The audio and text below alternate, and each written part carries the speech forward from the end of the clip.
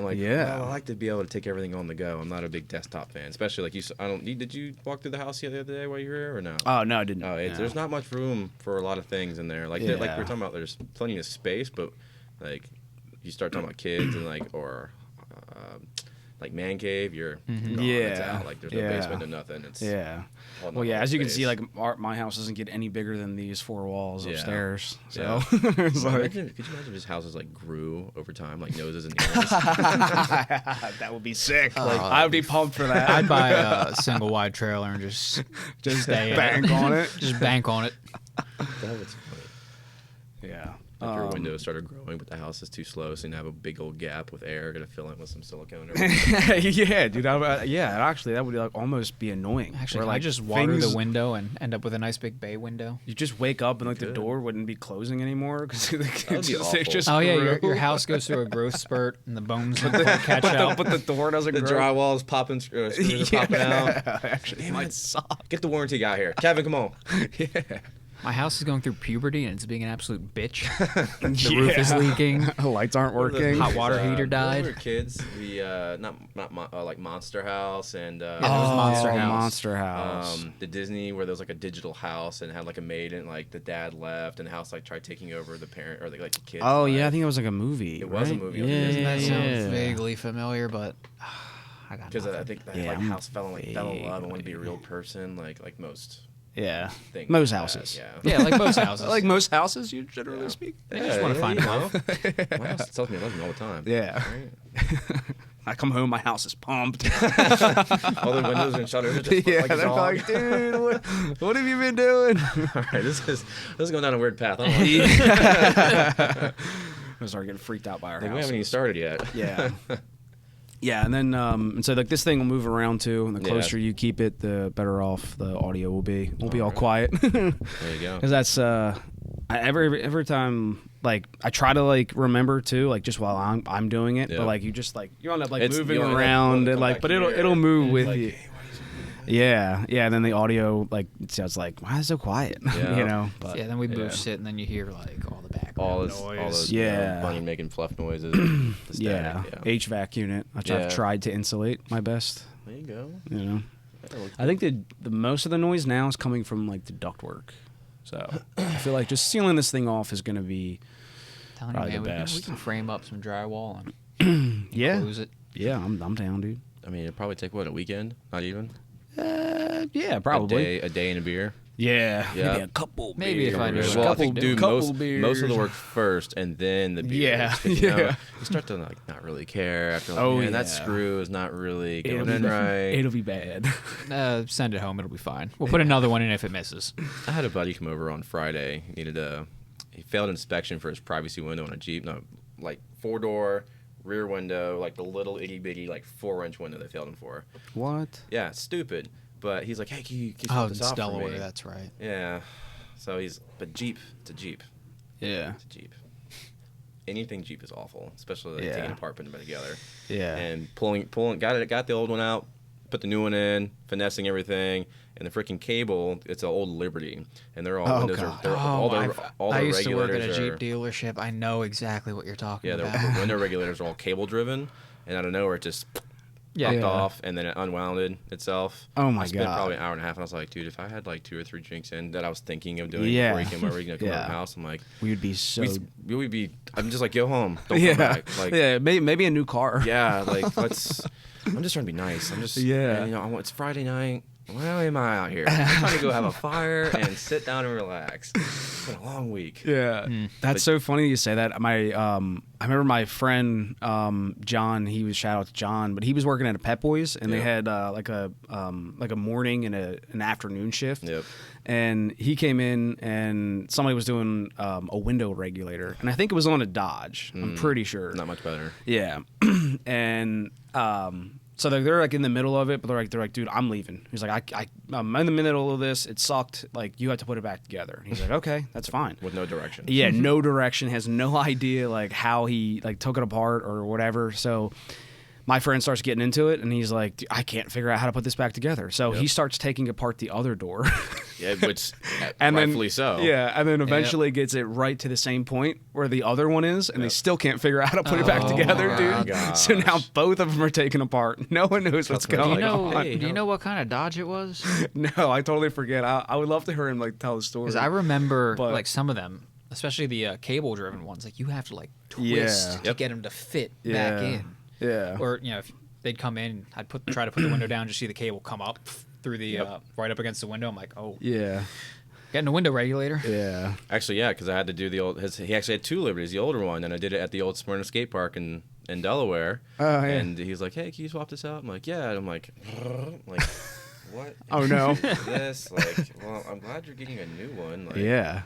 Stop buying Jeeps. Yeah. I haven't worked on them too much, but yeah, I have definitely heard that. You saw me and Furman working at BCP. Yeah. No, How long ago? This was like 2012. Yeah. So you might know Ian Reynolds then. You guys are about the same age then. Yeah, he's my Dodge Jeep and Ram guy. Because that is now, it was BCP and now it's IG Burton in Smyrna. And any Jeep work, I'm like, hey, you want this? Cause yeah, I don't want to do it. I'm telling them no. And you can charge whatever you want. So I don't think I recognize that name. What high school you go to? I went to Hodson. Oh, I don't even know where that is. But no? It's not Smyrna. Oh, okay. Yeah, no. Oh no, yeah, they did have a branch in Smyrna. Like a BCP in Smyrna? Yeah. Okay. Yeah. So they was Kirkwood Highway, right? Yeah, this was on Kirkwood Highway. Yeah. Okay. BCP Kirkwood Different Highway. BCP. Yeah. Keep forgetting you guys were Northern Delaware. Yeah, I know, dude. And like you think I say Delaware's a small place, but apparently not, dude. We just got 2 BCPs in one Delaware location. Oh, no. I'm all mixed up.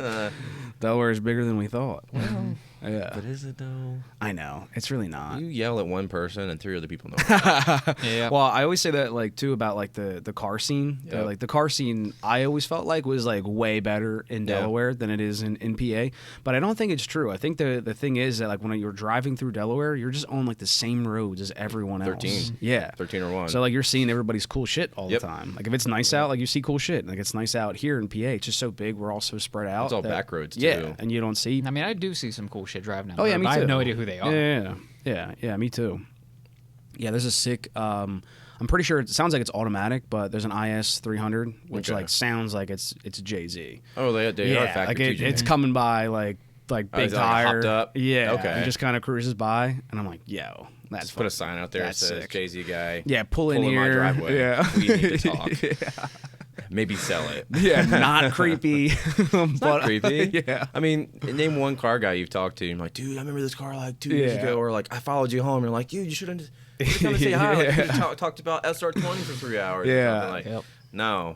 Oh yeah. Yeah, no, that definitely happens all the time. I've like, there's been people that I've just been like driving on the highway with, like I have no idea who they were, and then like, but you know, on my morning route, they would almost be like kind of racing, you know, like through traffic, and then like a car meet, they'd be like, dude, like you take 95 like every morning, right? And like, that's you? Like I'm the guy in this. And I'm like, oh shit, like that's you know, but yeah, it's cool. Yeah, car community. You're right. You know what we're doing? I'm putting a sign out. We're doing that thing where we don't do intros. Oh yeah. Doug, what's up, bro? I'm chilling. Yeah. Today, yeah, man. So our guest, longtime friend, Air Force, right? Yep, Air Force Reserve. Maybe got still, I guess you could say, detailing business on the side, but not really. No, just kind of hanging out, doing my thing, and just being a bum load for the military because, you know, and that's what they call it, order hopping. So that's kind of my gig right now. It's been working out for about going on 4 or 5 years now. Nice, dude. So, and I have no intentions in turning that around. So, but yeah, that's cool. So what? Because I mean, last time I talked to you, like before that time, like before you joined the military, I mean, like we were just hanging out, working out, like going to Planet Fitness. And lived in Wilmington. Lived with Buddy Nuri at the time, and you had the black E36. Yeah. Like, you know what? I need another POS. Yeah. And I know you had just wrecked it. Unfortunately. Yeah. And one of my body guys who had access to a frame machine said, nah. Yeah. So, and that's I think I moved out shortly after, and just life moved on. Yeah. So.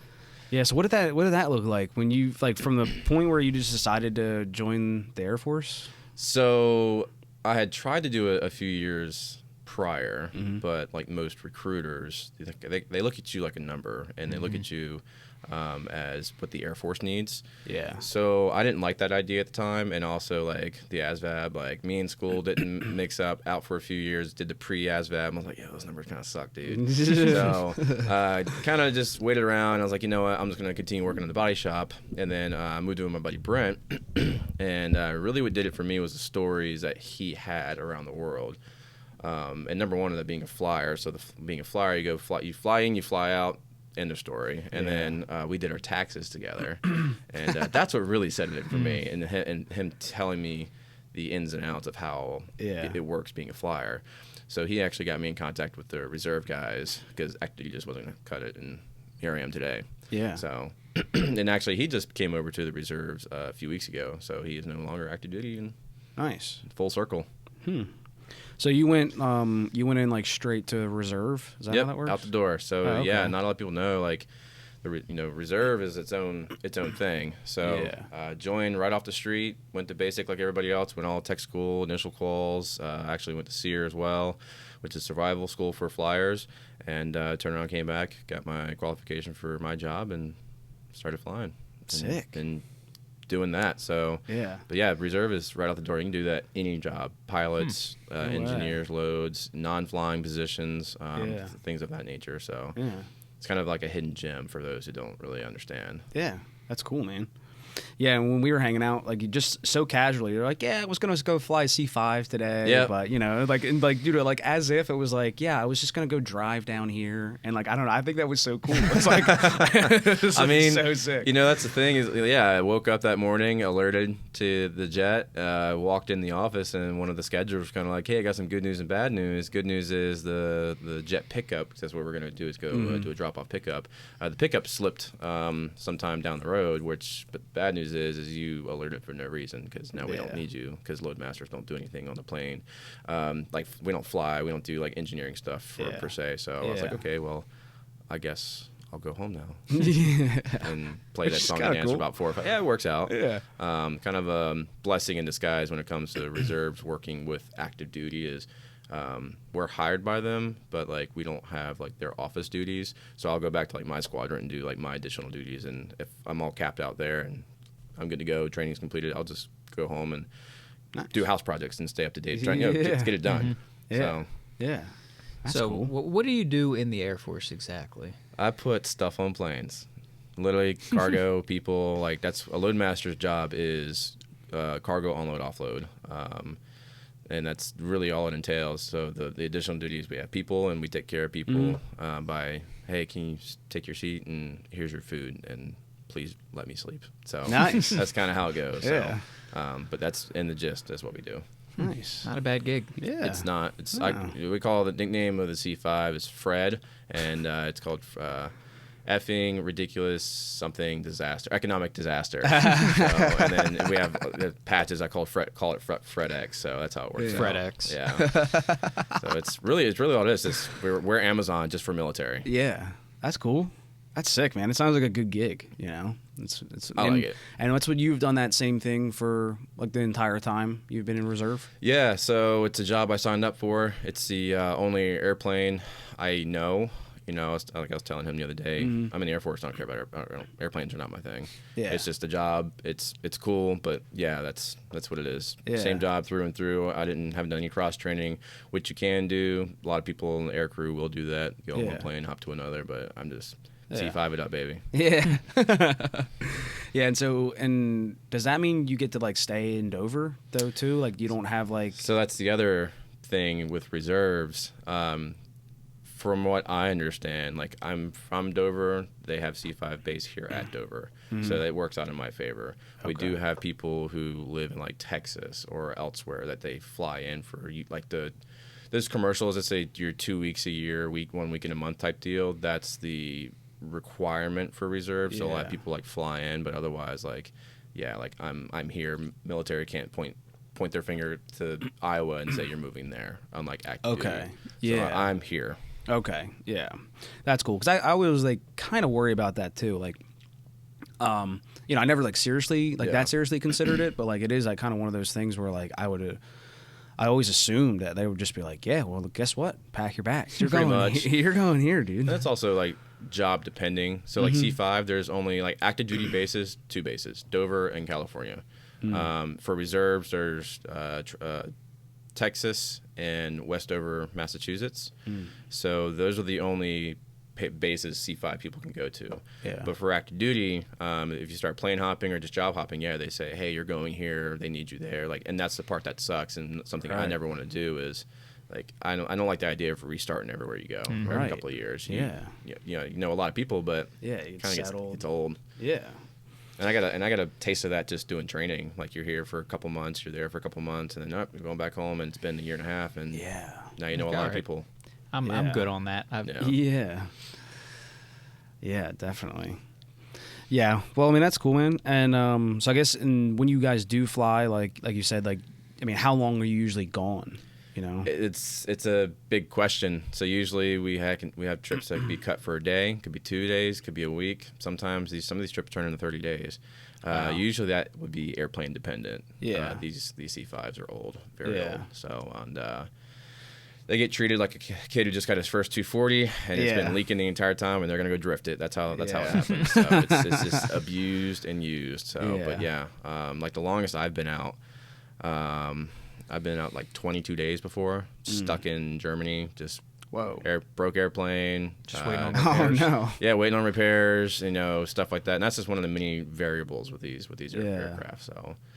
Are they not making any more? No, they're taking them off the fleet. So no, the C-17 was supposed to replace the C-5, and then very quickly they said they can't move as much as the C-5 can. Well, obviously the C-5's massive. Yeah. So allegedly they are. I don't know how true it is, but like allegedly the Army and the Navy, they're the ones who are like our big ticket items that need the C-5 all the time, on top of the Air Force, and they are helping to contribute for the parts being reproduced in-house. And that was the other problem, is all those contractors ended, and nothing came of it. So is the C-5 made by Boeing? C-5 is made by Lockheed Martin. Okay. So the 747, whatever airplane by Boeing is just as big as the C-5. That was a competitor back in the day, was Boeing and Lockheed. And Lockheed got the job. Lockheed. So I would trust it a bit more to not fall out of the sky then. Lately. Well, I don't know. Like I said, she's an old airplane, so I personally have never seen any fall out of the sky. There's only been, 2 C-5 incidents in the last, I don't know, 60 years. One was in oh crap back in the day, and then the other one was just crew error. So they're stout, big things, but... I know, we were looking at pictures of them, dude. They're insanely big. Yep. Like, it's so crazy. Yep. I know. I think you called it like a house in the sky or something. Yeah, it's pretty much it's a house that flies, man. They have we have bathrooms. We literally have everything but showers. But honestly, like like I was telling you the other day, they're not that clean. They're just old. They leak hydraulic fluid everywhere, and a lot of that stuff just gets in nicks and crannies, especially like cargo, and then go into the desert and just dirt and bug. It gets dirty real quick. Yeah, but it literally is a house that flies. Yeah, it's just it's something that gets used so much. Yep. Yeah. I think I saw a picture of them shoving like I don't know, C-17 or C-130 fuselage. Yep. No wings. Yeah, plane within a plane. So, when I first was going through training, I was actually the only C-5 guy for a while in most of my classes, and they always made jokes because the C-5 it kneels, it can kneel and unkneel, forward kneel and aft kneel, and then both ends open up, and it's pretty funny. Like, oh, your airplane eats blah blah blah because it's kneeling on its knee. I'm like, I don't care, dude. You're just being childish. Like, I don't care. Yeah, but she'll carry close to 1 million pounds. Holy shit! That's crazy. Yeah, the heaviest my heaviest takeoff was 834,000 pounds. Holy shit! Just flying through the sky. Flying through the sky, dude. That's so wild. Like, we were when we went to the Flyers game yesterday. We were just, as we were on the highway, we could see a plane. Yep. Flying into Philadelphia, and it's still like that. Just that alone just baffles me. It's like that thing's just flying through the air. Yeah, like it's just so doing wild. Its thing. You know that show that came out on Apple TV, Masters of the Air? Those old It's basically like I think it was the director of the Pacific and Band of Brothers, But where I'm getting at is the old airplanes back in the day used, I think, was it Mercedes V12 or V10 engines? The German planes did, yeah. I was like, that's cool. Yeah. Because that correlates with cars. See, I am a plane nerd, kind of. But I'm sorry that I'm here because I'm not. No, I think what you're talking about are like the old, the BF 109s that had a Daimler-Benz V12. Yeah. And they were inverted, so they were upside down. Yeah. Whoa. They sounded sick. Yeah. Just straight hogging. I just saw this one, somebody, I think it was like a single prop. Definitely was a single prop, but someone had an LS in it. Yep, yeah, I've seen that. With a LS V8 sick, shoved in it. Imagine like 2JZ, Yo. 2 compound turbos. Like you just hear in the air, just and then pop, pop. Oh, he broke the sound barrier in a biplane. Got it. To new heights because of family. Yeah. Yeah, that would be sick, dude. Yeah, it's cool that like family. Yeah. Yeah, it's cool to see that fun innovation like that. I'd never seen somebody put a car engine in one, but I didn't know that like back in the day they did that. It was pretty cool. Well, and then wasn't really a car engine, although back in the day, car manufacturer. Back in the day, like between the wars, between World War I and II, like there was a bunch of surplus engines from World War I, and people were buying those engines and putting them in cars. That works. Ooh, it's interesting. I have seen actually recently. Was it a Porsche 928 with a jet engine in the front of it? Oh shit! I'm pretty sure you should actually. It was actually a pretty big thing on Google, I think, or YouTube or something. That was sick. It might have been Marketplace for all things. Dude, fuck yeah! I'd be like, dude, can I just come see it? Yeah. Actually, I Full think that's it right there. Oh yeah, it's a turbine.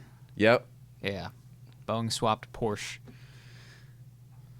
Yeah, that's fucking. There I never even seen it run. I just saw an ad for it. And I was like, that is so sick. Yeah, that is sick. Fits in there pretty good. Chrysler did something like that back in the 60s, the Chrysler turbine car.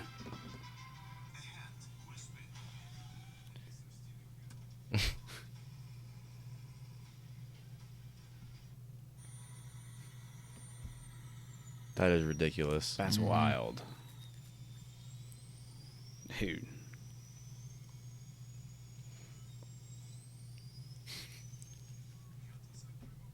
Okay, whatever. Got us. Yeah, now we're going to play GTA 6. You know what I'm saying? Yeah, instead of playing this cool video, we're just going to go right to playing GTA. Yeah. Yeah, but... Well, we came and we saw. Yeah, we saw, we got it. I wonder how fast that thing is. There we go. This has a BMW V12 aircraft engine. So since you said you are an airplane nerd, they weren't just regular engines. I assume they were car engines modified for... Okay. Well, so just the company... Yeah, the company also makes. Yeah, Rolls Royce made a V12 for the Brits, right. and then we shoved it in the P-51 Mustang. Gotcha. Yeah. Well, I learned something today. But yeah, that's a. Jeremy Clark drove one of these. I'm sure that dude. Oh yeah, he drove it on Top Gear. But yeah, that thing's got a 46-liter V12. Oh, you said 46 liter. 46 liter. 46 liter makes like 550 horsepower, but like 2,000 pounds of torque at 5 RPM. Still not a 5.3 in LS. So. Yeah, let's go. So you got a hoggy cam. I don't want it.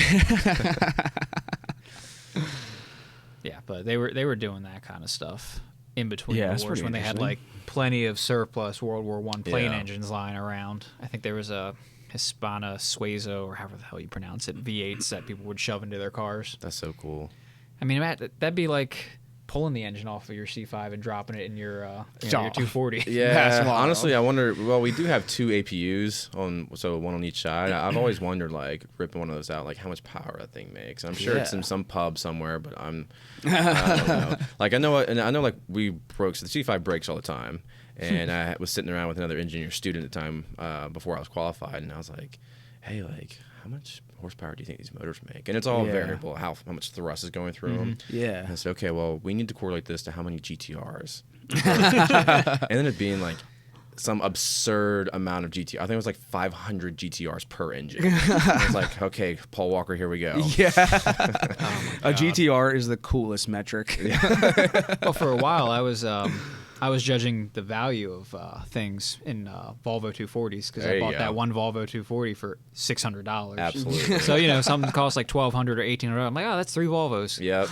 There's a guy across the street from my house who has one. Yeah. Floor is like that one's sitting there. Yeah. It's dope, but that thing is beat. Yeah. He still drives it. Like, I'm dude, the floor is cave. Like, you see, I see his carpet. I'm like, no. And he has a garage. I'm like, dude, put a little time and effort into this. Go get a road sign and rivet it in to the floor and spray paint. I watched a squirrel and a bird fly into his roof today. Oh, shit. In between and go into his attic. I don't think he cares about that Volvo too much. Yeah, no.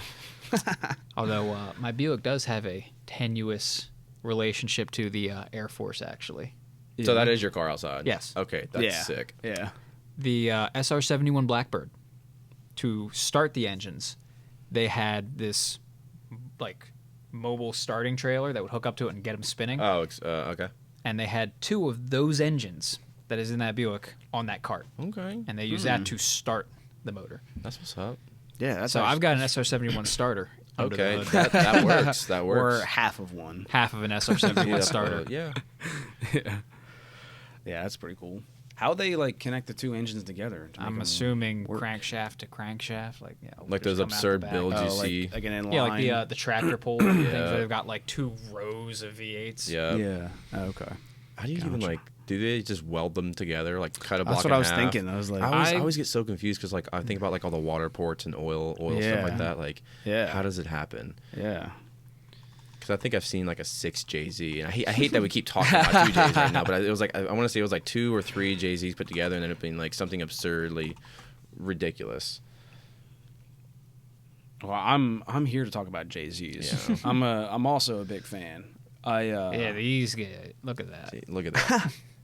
That's a 1/4-ton JZ right there. Speaking of 2 JZs, I didn't see it myself, but a couple friends went down to like Cruise Week one time and they saw a Jeep Wrangler that was 2J swapped. That's pretty popular. I remember. Yeah. I think was it a red one, right? I think the one they saw was lime green. Okay. Yeah. But like new Wranglers, the old Cherokees. Well, not new Wranglers. The Wranglers that had the 4.0. But I'm saying that I've seen a lot of them that are. Ones? Yeah. Yeah.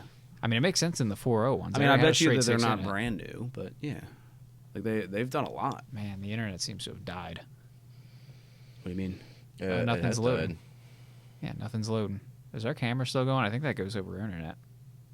I have Wi-Fi. I mean, like, there's still Wi-Fi. It's just not loading anything. Oh. I mean, should be going. I don't know. Well, hey, man, speaking of JZs, so you've got quite the project going on with your 240 JZ. Yeah, it's...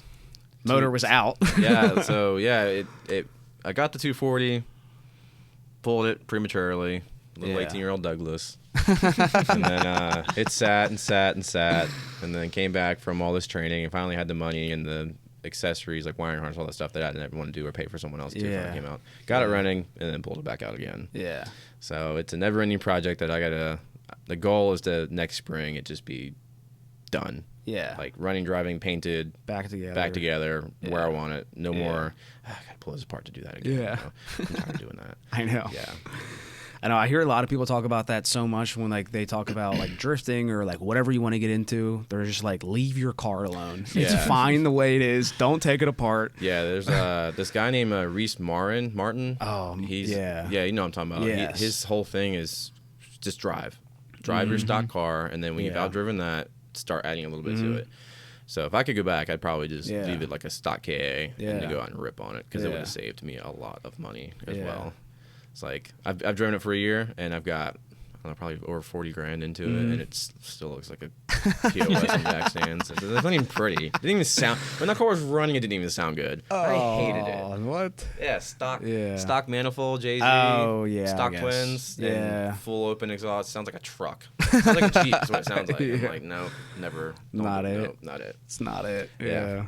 Yeah, Reese is awesome, man. Like, I mean, I knew him from, not, everybody knows him, but online, like from Club buddy. Loose. Yeah. But yeah, like now he's doing the Evergreen Drift School. Yep. And now he's at like literally right now is at Long Beach for FD. He's doing, I think he's doing judging for FD. I think he is. I remember him and where I saw on Chelsea didn't know it was April Fool's that he was going to take his Porsche and be his new FD car, and he's like, "Cool, I quit judging. I'm going to be your spotter now." I'm like, "Oh, okay, well, then get a little insight on what people are doing." But that was. Did you see his Porsche? Yes. At Club Loose, that was sick. Yeah, dude, wild. Never seen a Cayman do things like that. Yeah, me neither, bro. And we were talking about that last time. Yeah, we talked about it a little bit. Mid-engine's just hard to slide like that. Yeah.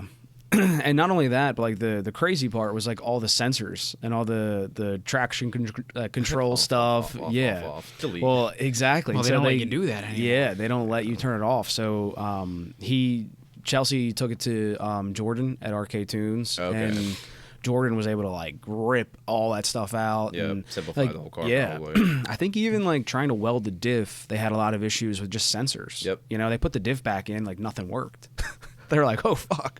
I miss the old mechanical days. I know. Yeah. Like, you know, and it's thinking when you're saying this, it makes me think of like, I hate to say it, but Whistling Diesel. Yes. When he was it his Ferrari and he wanted to like put an exhaust on it or whatever. Like, I don't know if it was true, but I heard he got sued because he was doing, he was doing things with his car that he paid for. No, Ferrari does that shit. Yeah, like, but it's crazy. I don't understand. Like even if you buy like a secondhand Ferrari from someone else, if you start modifying it and they figure it out, they can totally sue you. Yeah. And a lot of times like they win, right? I mean, you know a lot actually about this. Even if they don't though, like they have the money to spend on lawyers just to like ruin you. Just to take you down. Yeah. Just to make you spend all your money just to go to court fees. Like I like petty. Some of the cars that Ferrari makes. Yeah, the cars are making now. Most modern like supercars do nothing for me. They are just computers on wheels. But I hate the brand. Yeah. I absolutely hate the brand. I just like the 345, man. Or 348. That's really the only thing I like. I mean, the classic like F40 is like kind of a halo car for me. I'm never gonna own one. But just get an NSX. Yeah. Yeah. Even that's like out of my reach now. I mean, just show the bank what your savings is and say, "Give me a loan." Trust me, I'm good for it. Yeah. So there's like, it's like, dude, I'm gonna get an NSX. Give it to me. Personal. It's gonna be sick. What do you need a personal loan? Yeah. Don't ask questions. Yeah. House improvement. Yeah. My house is growing and I couldn't keep up with it. New windows for $100,000. Yeah. But that does suck though. Like all the new cars, like sensors and controlled, like closing. You can't modify anything. Yeah. I wonder what 10 years from now is going to look like. Dude, it's gonna be because like 240s, E360, 46s, like those feel like the early 2000s cars. Like even Zs are kind of, I feel like, are starting to dwindle down. They're a finite resource now. Yeah. And their parts are running scarce. And now it's really just the new Supra, FRS, B or Z86, whatever your model is. The FRS, I think, is carrying the torch pretty well. It's like the only torch it's carrying. Yeah, that and the Miata. Yeah. Well, I've never seen a tricked out new Miata. Anything past MB, I've never seen anything. Give them a couple years. Yeah, that is true. Yeah, and like maybe they just need to like come down in price. The aftermarket needs to catch up. They'll get there eventually because Mazda put a lot of work into keeping that car. True. The way it should be. But I think where I'm going is like not a lot of these other companies are producing sports cars. I mean, in America, we're all about SUVs and trucks now. Well, the problem is with inflation running rampant, no one can afford a fun car, so everyone's just getting a crossover because they do everything good enough. I love the new Mitsubishi Eclipse. I haven't seen it. Oh, it sucks. It's just an SUV. It's the Eclipse Cross. Have you not seen it at all? I mean, that's what I said. It's literally just an SUV with a Mitsubishi badge. And it's funny because Mitsubishi is like a dying breed over here, but like over in Europe, it is thriving. Really? Mitsubishi is like huge over there. Because we're buying all the JDM cars. Yeah. When I fly over yonder, I get to see all the cars that are just being used. Look at how they massacred my boy. It's basically the Mach-E. My boy. Look at that. I don't think the full plan's gonna fall out of that though. No danger to manifold here. So, so this is kind of also like akin to like Ford using the Mach-E like Mustang name for something that's not really a Mustang. Like to me, it didn't really bother me because they still had the Mustang. Like I didn't really care that they try to call. It bothers me because it's a blatant cash grab. Well, I feel like it was that I don't know because everything's going electric. and it was a weird time where a lot of the companies were kind of like announcing they were going to stop production on their cars, and I don't know. It seemed like that was gonna be their Mustang's replacement. Yeah. Until the new year came, and then they're like, "Oh, here's our new Mustang or updated Mustang." Yeah. Like, yeah. Okay. Like I've laid this argument out before, and I'm gonna do it every fucking time this car comes up. But naming that thing the Mustang Mach-E is just like the most blatant cash grab, and I don't even understand why they thought it would work. Yeah. Who's it working for? Same thing with Mitsubishi bringing back the Eclipse name for this piece of shit. They made it a crossover. Yeah. It's gonna sell. Yeah. The people who are buying this don't give a shit what it's called. Yeah, they don't. And the people who do recognize the name are gonna fucking hate it. Yeah. Yeah. So why call it the Mustang Mach-E? Why call it the Eclipse Cross? If you just make a little compact crossover thing, it's gonna sell like hotcakes. Yeah. Yeah. Why attach that name to on it? the way up here, I was passing one, and it takes you by surprise every time you see a Mach-E. Every single time you see one, and like the only thing that has any cool factor to it was the video. Was it the Ken Block video? Oh yeah. That was the only thing that was cool about it for about 3 seconds, and then you look at it like, yep, still not a Mustang. Have you seen what Borla came out with for the Mach-E? No. Oh, they have a simulated exhaust for it. Like an electric, right? Speakers. Yeah. I remember. It makes V8 noises, but the shifting sounds like PlayStation 2 Gran Turismo. It's just the V8 noise sounds okay, but then the shifting is just Yeah. like I never understood the speakers when I worked in the body shop back in the day. Priuses came with speakers to simulate engine noise. Just really? even with the engine off, when it was on the electrical portion. Yeah. There was a little speaker. They did that for pedestrian safety. Yeah. Yeah.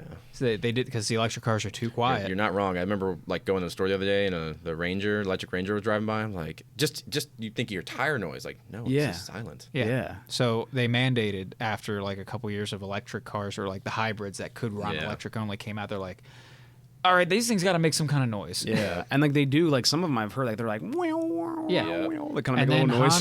Honda has the Prologue, which is their first like all electric SUV. They built it in partnership with GM. But they put the noise inside the car as well as outside the car. Yeah. I know like Volkswagen does it too with like the newer Golf Rs. Well, they have the Golf R is a gas car. No, but they pipe in fake noise. Yes, when you get on it, it feeds through the speakers like the windshield. Yeah, or something. BMW does that. Yeah, and I think the 4-cylinder Mustangs do that as well. It's Don't do it. Don't do it. I bet you don't. Mustang. Just don't. Yeah, don't buy the 4-cylinder Mustang. Leave the 4-cylinder to the kings, JDM. I can't. You know, it's so annoying. The V6 Camaro and Mustang guys, like, there's like you see them. They put a straight pipe exhaust. They drive it. Oh like it's like. Does the car move? They love. Yeah, but it sounds like a 350Z, and that's what I wish it was. Was just be more Z's on the road, not another Mustang and Camaro. That's, running no oil in them, and they're getting after it. I know, bro. Yeah, no, it's so true. Those guys, they gotta chill. They gotta chill. But and you know what else I was just thinking of when you said leave the 4-cylinders. I also like as far as chilling, like the K20 swaps have got to chill. We talked about that on the last podcast too. Like, bro, we just saw a K-swapped Silverado. I was like, stop. Well, who's making the adapter kits for everything? They're making them themselves. They're devilish people. I like that. Yeah, and we take out my 6.0 LS and put it in a 4-banger just because. I mean, that was a what do they call it? A cat eye. Yeah. So it probably had like did it make? Dude, I mean a lot. It broke the drive shaft. It bent it twisted the drive shaft. Dude, it was making some power. How many turbos did it have? One big one. Yeah. Okay, so she's a highway queen. Yeah. Sure. Oh yeah. Which like I respect. I mean, I think it's fun, but at the same time, I'm like, all right, we have to stop. People like that have fun money. Guys like we do. We don't have that kind of fun money. It's flex. I did this because I can. Yeah. Yeah. I think was it Amelia? I don't want to say Earhart. Maybe did. I don't know. Not Amelia Earhart. She's the pilot. The pilot. The girl on YouTube. You know what I'm talking about? You're gonna have to give me a little bit more than that. I don't know. She did a K-swap Prius back in the day. Her Prius broke down or whatever. Type her in on there. Yeah. Because now I feel like an idiot. Because just do K-swap Prius. Yeah, that's what I'm searching for. The pad. Yeah, she was one of those like. Got into drifting. There it is, right there. full rips. Yeah, I like broke down. It was like her daily driver for like 10 years, and then it just Hartford. Excuse me. And she just got after it, and I was like, that makes sense. That engine cool. looks like it's doing everything it can to get out of that engine. How'd you play it? I kind of want to. I think my favorite part was the positioning for the shifter. The shifter. Yeah, it's like way up top. It's almost like a fit. Oh, is it like the EP3 Civic shifter coming out of the dash? Just way up there.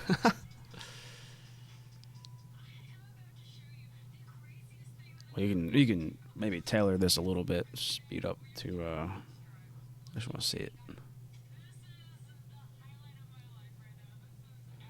I'd almost go halfway down the video. Yeah, there we go.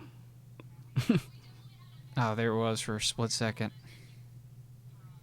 Oh wow, it's not like the Civic EP3. That thing's way back here and way up here. It's basically your weird e-brake.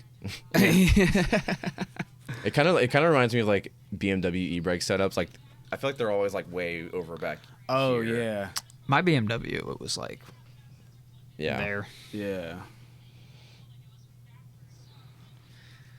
Well, we know it rips, but that's K22, K24, K series, Yeah, that's pretty cool. And those things are everywhere. They're like the LS of Hondas. Oh, for sure. Well, yeah, because B series are running out. They're running out, and they blow them all out. Yeah. So it's cheaper now. I almost want to say it's cheaper now to get. I'm pretty sure it is. Yeah. Yeah. I mean, you can still pick one up for like what, $1,200? Yeah. Oh yeah, for sure. Yeah, but and that's what Buckley was saying too. Furman was picking up B series engines back in the day, like $400, if that. Yeah. How the tables have turned. But I think Buckley was saying the same thing, where he's like, yeah, of course I could have thrown a K-swap in it for probably way less money than like building my own B16. Well, no, it wouldn't have been more expensive, but he had a car that had a factory B16, so he pulled it out of that and put it in. Well, no, he was saying that he could probably just K-swap it for the same price, is what he was saying. I don't think he was saying that. Like, parts for B series still haven't gone crazy because they're still making parts. Just the engines themselves are getting hard to find. What does the B series even come in? I am not a Honda guy at all, so I don't even know. Like, so it depends. Is there an A series? Did it start with A, or is it just B series? There might have been an A series, but no one cares about it. So I want some information. So B series, if you got the VTEC B series, that was the B16 and the B18. So 1.6, 1.8? Yes. Okay. Yeah. 1.6 came in like the Del Sol. I think the CRX got one. Okay. Not in America. That makes sense now. B16. So early 90s, early mid-90s. All the way up to 2001. Okay, so that will all be B series, and then everything after that was K. Yeah. Okay. But the D series soldiered on until 2000. Yeah, it was like the single cam. Single cam. So base model kind of stuff. Okay. So B is dual. You had VTEC and non-VTEC variants. Yep. D is single, also VTEC and non-VTEC, and one version that was dual overhead cam for some reason. Okay. The ZC. Yeah. The D16 ZC. Okay. Yeah. But, yeah. Cool. Yeah, so one of those things where like the numbers just don't match up, or it must have been like they tried an A, and then like if they like WD-40 came from them like just variants of just no one cares about WD-39. Yeah, exactly. Yeah.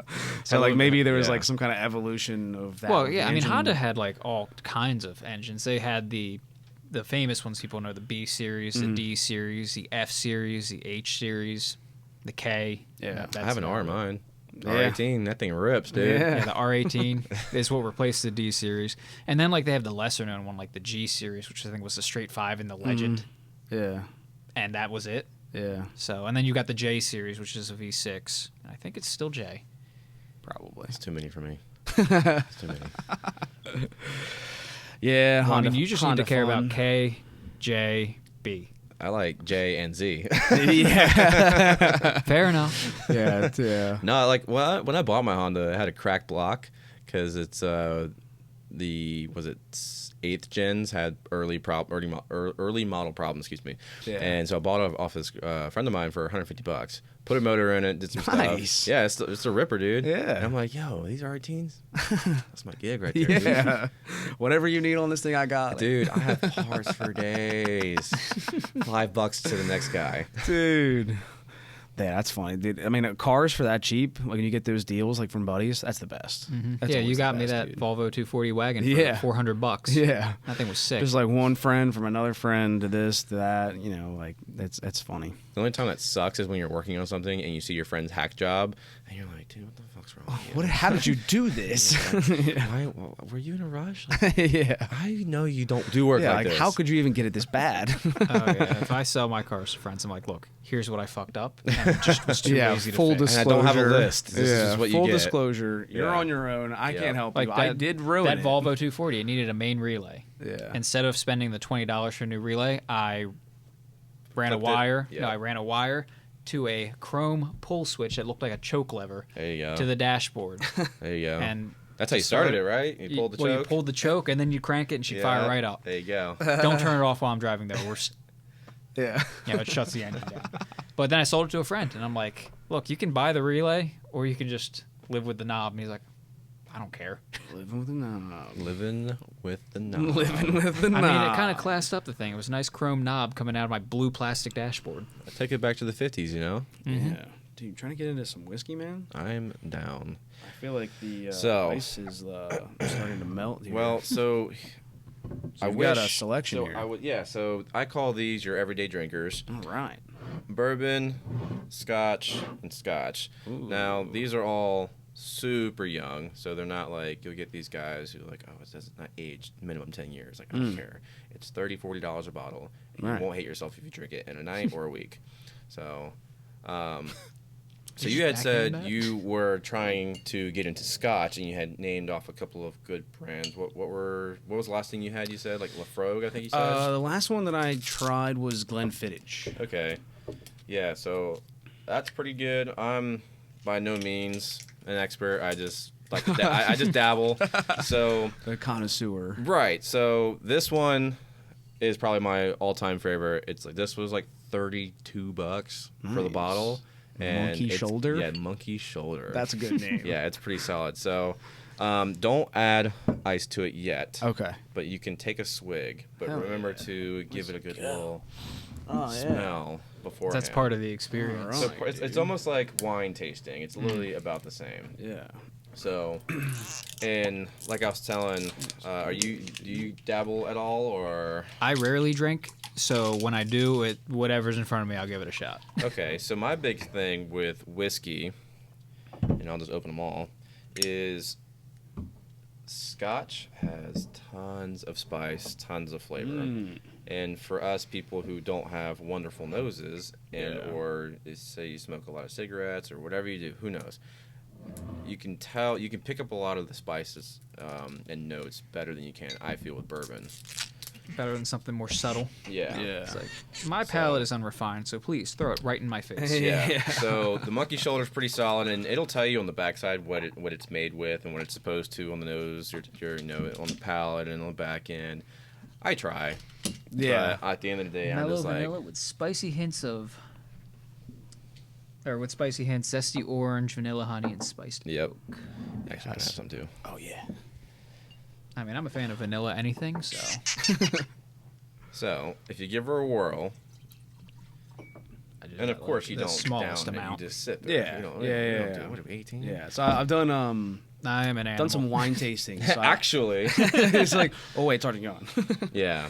I've done some wine tastings with Holly, so okay. I know like the swirl, and like they kind of tell you like to chew your wine. Yeah, I don't go that far into it. So like usually like me and my buddy will open up a bottle, let it breathe for a few minutes, but really these are so cheap, like it's not that big of a deal. Yeah. So you just get a good whiff, and you leave your mouth slightly open too, because it'll aerate through your tongue. You'll end up tasting a little bit, and then after that you can just sip on it. Nice. And I'll show you later is why I don't add water or ice to it. So I shouldn't eat it like this guy eats ice cream. Oh, this is good. It's not right. Yeah, this is actually really good. Pretty smooth. Not like you don't get that like that sharp like permanent marker like burn. Yeah. Bourbon. Yeah. Bourbon does that. Yeah. God, it's been a while since I had Monkey Shoulder. That's good, dude. It's good. Yeah, $30 bottle. There is a 32, 33. That is, and you can buy a fifth for like spicy, 45. Yes. Yeah. And lots of spice. Yeah. So this one's a blend. Okay. Monkey Shoulder is owned by one of the big name brands. I forget which one. And it's just literally a blend of all of their, I believe, all their excess. Yeah. Actually, I'm kind of curious. Do you mind looking it up, see who owns Monkey Shoulder? Because this is something like I've been an A1 Day One fan of the, and I just need to refresh my memory on who is. Yeah, I guess just like owner. Yeah. Partner company. Parent company. William Grant and Son. Monkey Shoulder born. Sure, they're all old from Scotland. I could have swore it was the Scots. Something else, yeah. Dude, it's so funny. Like, I went to Scotland once or twice with the old C5, and going over there. Yeah, William Grant and Sons is the only thing coming up. Okay. Yeah, you don't call it Scotch whiskey. You just call it whiskey. Otherwise, you get called out on it. Can I get a bottle of Scotch? Like, yeah. What the fuck are you? Like, I don't do a lot of talking when I'm over there because I blend in. My first name is William, so I can say that really well. Yeah. And then red hair, and I'm solid. Everyone else is like that is my hometown. Yeah. Like me in the desert, I don't belong. I'm pasty. I don't belong there, so I stick out like a sore thumb. Yeah. But yeah. But I really like Monkey Shoulder. It's really good. Yeah, I like it too, man. Yeah, that's good stuff. It's solid. And I used to get that all the time. So do you actually have a cup of water? If not, I do have my. So I want to show you something. Like just get a glass of water. Just a glass of water. Yeah. Well, we've got this glass of ice that's turning into a glass of water. It is. It's getting there. You guys. So what you'll do is you'll put a couple drops in the glass, and I just do that with my fingers. Oh. So I'll use my own bottle. But so you're kind of like changing the proof. So it's not the only thing you're changing, and I've only really noticed it with Scotch, and it's a tip I had picked up from on YouTube by these guys, some whiskey page. I forget which one it was. Yeah. But they what it does is when you add a couple drops of water, it separates the oils. It brings the oils to the top. So you'll get more of a potent vibe. So like if you get like a whiskey that's like super super young, you're like, you know what, I'm not really getting anything from this. Yeah. Add a couple drops of water, and it'll bring a lot of it to the top. It's actually really interesting. So does that make the rest of it, though, as you get further down, more mellow? That's a really good question. You know what? Let's find out. Let's do it anyway. All right. So, we're doing science today. Yeah. Well, here, I guess we'll call this pee break. I'll go get some water because I'm doing all the camera switching. So cool pee break. So back from the pee break. Back from the pee break. Feeling good. So what I'll do is So with this, with a little bit of the water on top, and if you guys want some more, go for it. Yeah. A little bit of that. So what I'm going to advise is take a sip beforehand, so you kind of remind yourself it's been a few minutes, and then what we'll do is we'll add a couple drops of water. So it doesn't really have that much of a bite, and also take note on the smell, and literally when I say just literally a couple of drops, so like 3 or 4 drops. Gotcha. Just kind of. And then get a little swirl, and then once it's all, give it like a few seconds, and then see if you can smell a difference. So usually a little bit more potent. Like holy water. Yeah, like I can get more of that bite and just a smell. Anointing my whiskey. Just a hair. Yeah. And then you get more of a bite when you drink it. Oh. That's all the oils. It separates it, yeah. Crazy. So whoa, dude. That turns... That's like spicy. Yeah, that right there makes a really young whiskey, like, much better. Like, something, in my opinion. So, like if you get one that's, like, super weak, I've had a couple, like... That's wild, like, dude. 2- and 3-year old bottles that just don't have a lot to them. Yeah. And I'm like, you know what, I feel like I don't want to ruin this bottle, but I'll do that. Yeah. So... But yeah, so this one cool. is my favorite of all. Yeah. The next one I recommend is this guy, Deacon. The Deacon. So this was, I think, like $44. Real, I guess, correct terminology is peaty but smoky. And that's where Scotch really sets aside from bourbon and like other whiskeys, because that's what it is. So you get a little bit of that in this, but this is more of a spice. But this is real smoky. Yeah, like this is like actually just straight up spicy. Yep. Yeah. It's and that's what I like. And you won't get that in any bourbons. They're all because to me bourbon is a lot of like nuttiness, vanilla type deal. Yeah. And kind of like fruit. I don't want to say fruitful because that's Scotch. Not the last bourbon. like whiskey that I tried was Crown Royal Black, and I only bought it because I wanted the bag, which I turned into a shift. So you put it in the shift boot. Yep. Yeah, it was in my CRV actually, a 5-speed CRV. That's sick. All right. It was a Crown Royal shift boot. Purple, or you said black, right? Okay. Black and gold, and I had a Miller MGD tap for my shift knob. Yeah. Which was also black, gold, and like red. Please tell me you played Wiz Khalifa Black and Yellow all the time. I played it a good bit. Yeah, Adrian's had a really cool car selection through his ownership throughout the years. I've wanted to buy and sell, but I can't fathom. There you go. That is sick. Yeah, this is Wiz Khalifa vibes. Through. I think the only thing that would top this if you had black and gold or black and yellow floor mats, that would set it apart.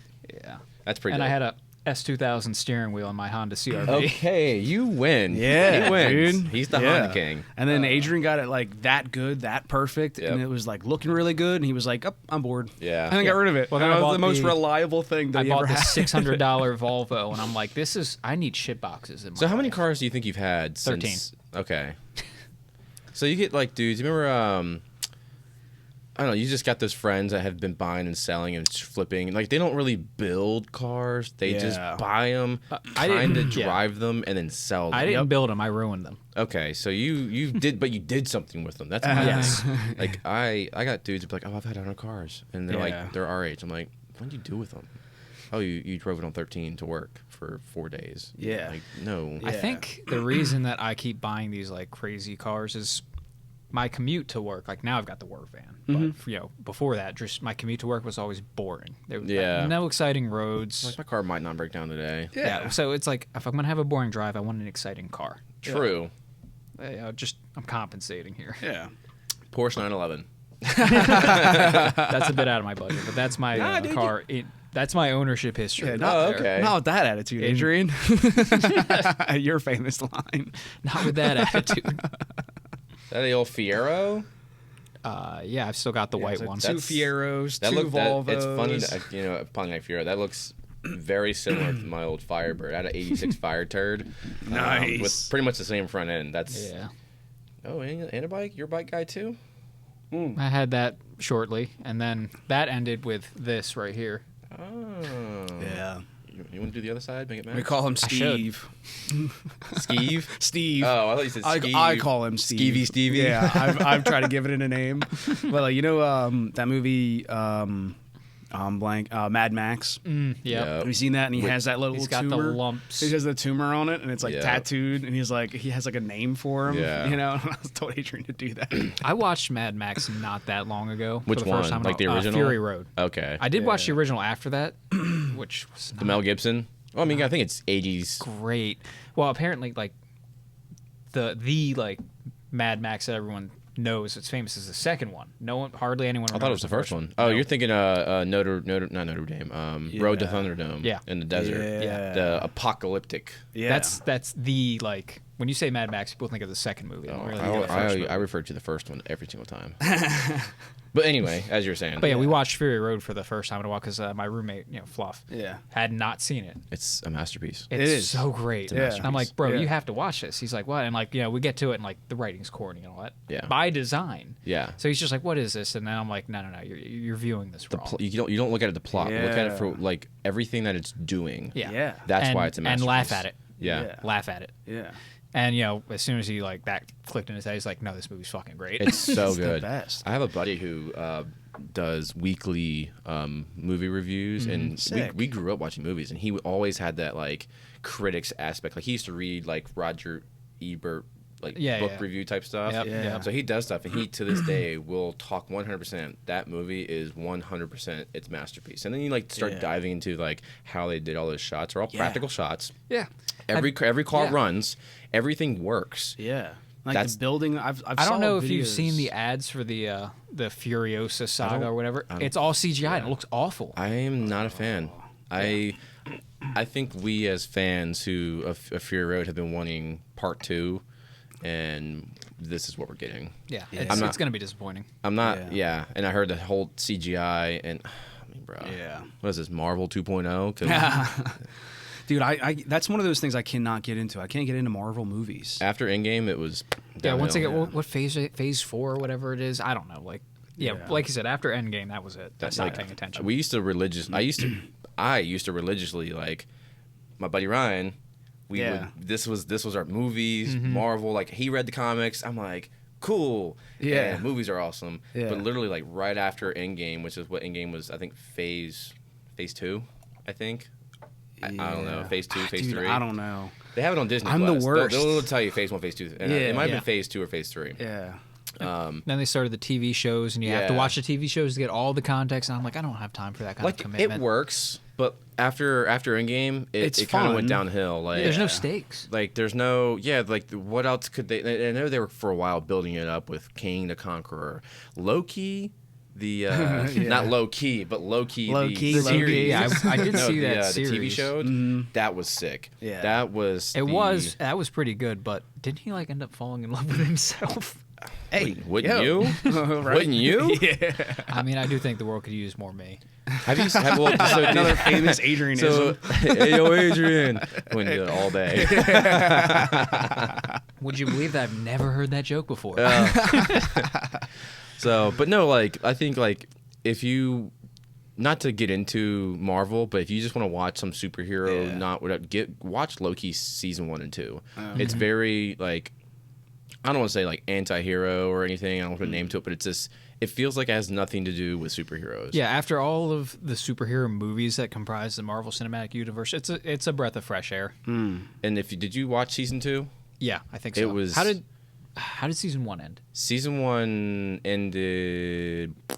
He has a great. The last thing I remember from season 1 is when they went to the Loki world. Yeah, spoiler alert. It was like Loki world, like the wastelands, and all the Lokis were together. That's the last thing I remember. Yeah, because I did see that. I forget if I saw all the way through season 2. Because the end of season 2, if you haven't seen it, whatever, like, Loki is the dude who is holding the entire universe together, all the timelines. He becomes I say the time god. Yeah. Because the entire whatever was falling apart, whatever. But it was just like, this is dope.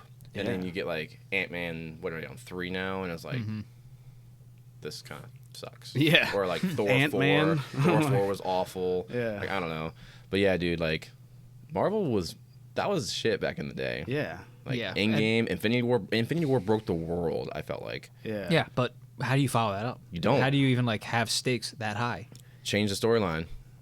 Yeah. So, after Endgame, I watched a few. Yeah. And stopped paying attention. I tried to, like, I never watched any of them, and I tried to get on board, and Holly suggested that we go, like, in order, right? And like, Captain America's the first one. Yep. Right? Captain America is also a really good movie. Any Captain, have you seen Winter Soldier? I absolutely hated Captain America. What is wrong with you? I know, and like, that's the one. We can't be friends anymore. That's the one I wanted to like. Yeah. What's the story? So I wanted to love Captain America. Like, what's cooler than Captain America? But, like, they CGI'd his head onto a smaller guy. Honestly, it blended really well for what it was. I mean, I know, but I couldn't unsee it. And then I kind of felt like everything after that, I was just like, I was picking apart all of the writing. And I couldn't get through him, like, getting, like, unenlisted and, like, or trying to get enlisted. And and I was like, all right, what are we doing here?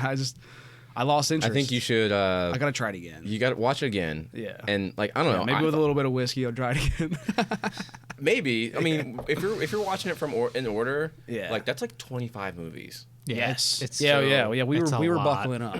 And honestly, like, quite a few. I'm like, Thor 1, super corny. Yeah. I remember watching it and was like, this dude bleached his eyebrows. Like, why are we watching this? like, I get it, right? But like, a lot of them are corny. But like, dude, like, if you really want to get, like, chronological order, I think that those, I guess you could say 25 movies. We'll call it that. Yeah, it's worth it. Anything after this. Well, I mean, after that, I still like the Guardians of the Galaxy movies. That was fun. I thought it was really fun. Yeah, and they always have banging soundtracks. I think my problem with Marvel or just most superhero movies is, like, how many times can you save the world?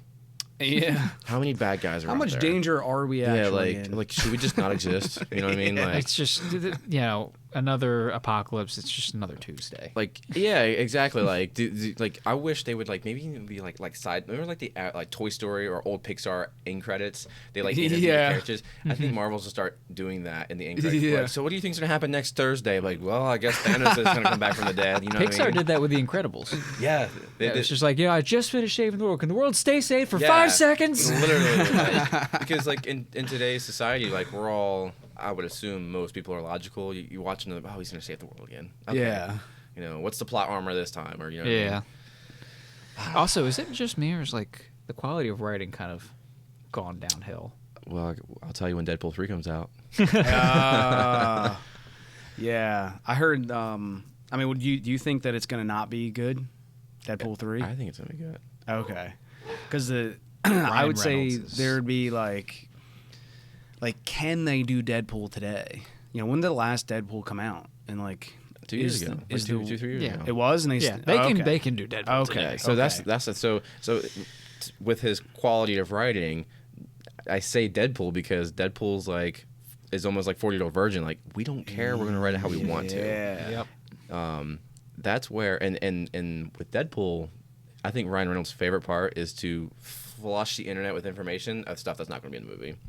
Like every other day, I'm seeing like, oh, this character's added, like all of X-Men's added. Like, no, they're not going to be there. Like, but it's to get people's attention, which most movies nowadays don't do anymore. Yeah, like they're not having fun with it. Most trailers tell the entire story, and you're kind of like, I hate that. Unless it's matinee on a Tuesday. Yeah, there's no point spending $100 to go to the show anymore. Yeah, so.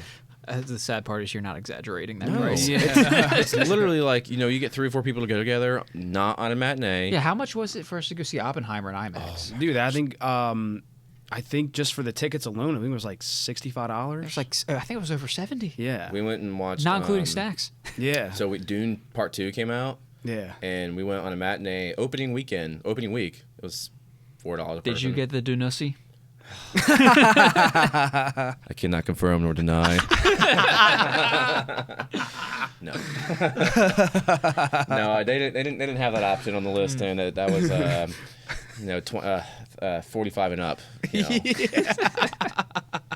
Are you divorced father? Yeah. 6 children in. How bad do you need this? They knew who they needed to hand 45 pounds to. overweight. Yeah. Listen, brother, I got one of these. You need this more than I do. I got one more in the back, bro. Are you guys in the Dune series at all? I tried to watch the first one, but I made the mistake of putting it on while I was also trying to fall asleep. Yeah, my Marvel history can confirm that I'm not. Yeah, so it's... What's not Marvel at all? I'm just saying do you like Star Wars? Well, that's what I'm saying. Like which are we talking about? Which ones? We're talking about in general. Yeah, I'm just saying that I'm not the concept. Yeah, I'm already like not into.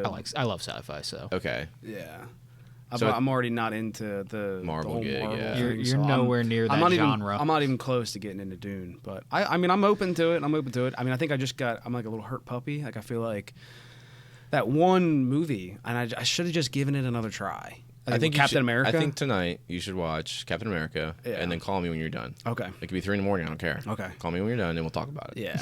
All right. I'm gonna have to give it another try. I'm just gonna stick through it and just get through the whole thing and just think. I think you have to also look at it too. Is like it's, I don't know, set in the olden time. Yeah. It's got.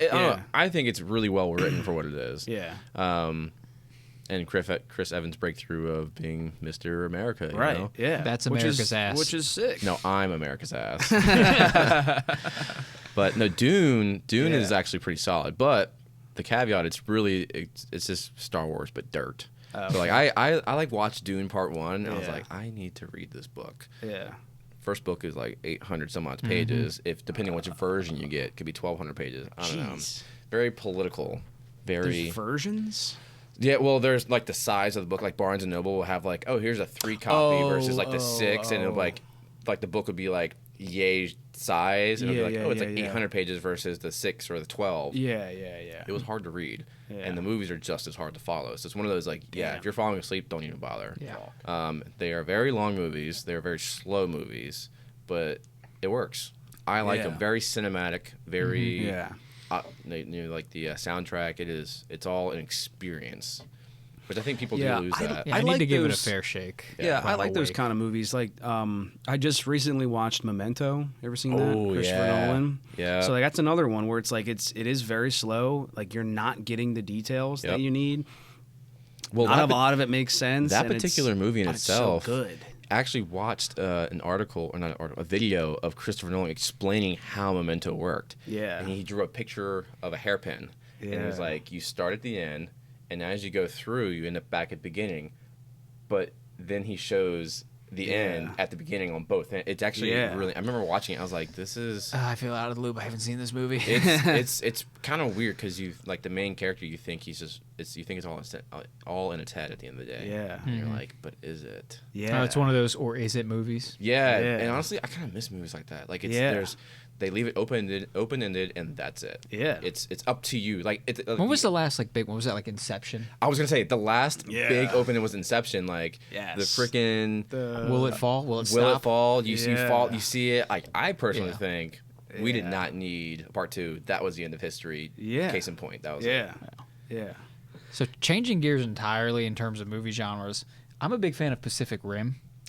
The first one, not the second one. I never watched them. Oh I'm my so God. sorry. Oh my God. I should just leave. Hey, look, I haven't seen it either. No, I'm trying to get Keith to watch it, but I know that I know it's I think like because there was a time period where it was like a bunch of because that has like a bunch of like big like robotic fighters, and there was a weird time period like what mid 2010s. Well, I mean, you had Transformers and all that. Yeah, it was like Transformers. I just rewatched Transformers 1 the other day too. Yeah. Shia LaBeouf is so fun. I have many thoughts on the Transformers series, but sticking with the topic. I'm sorry, Pacific Rim. Yes. Yeah. So you want just like you're not in this for the plot. You're not in this for like any depth of meaning. You just want to see giant robots fighting aliens. It's the best movie. That's literally what that's what I was gonna say. Is it's just aliens versus robots. It is the best movie. Okay. Because cinematically speaking, like they do it really well. The CGI is kind of aged, but everything's like put through a filter anyway, so it's all stylized and it all works.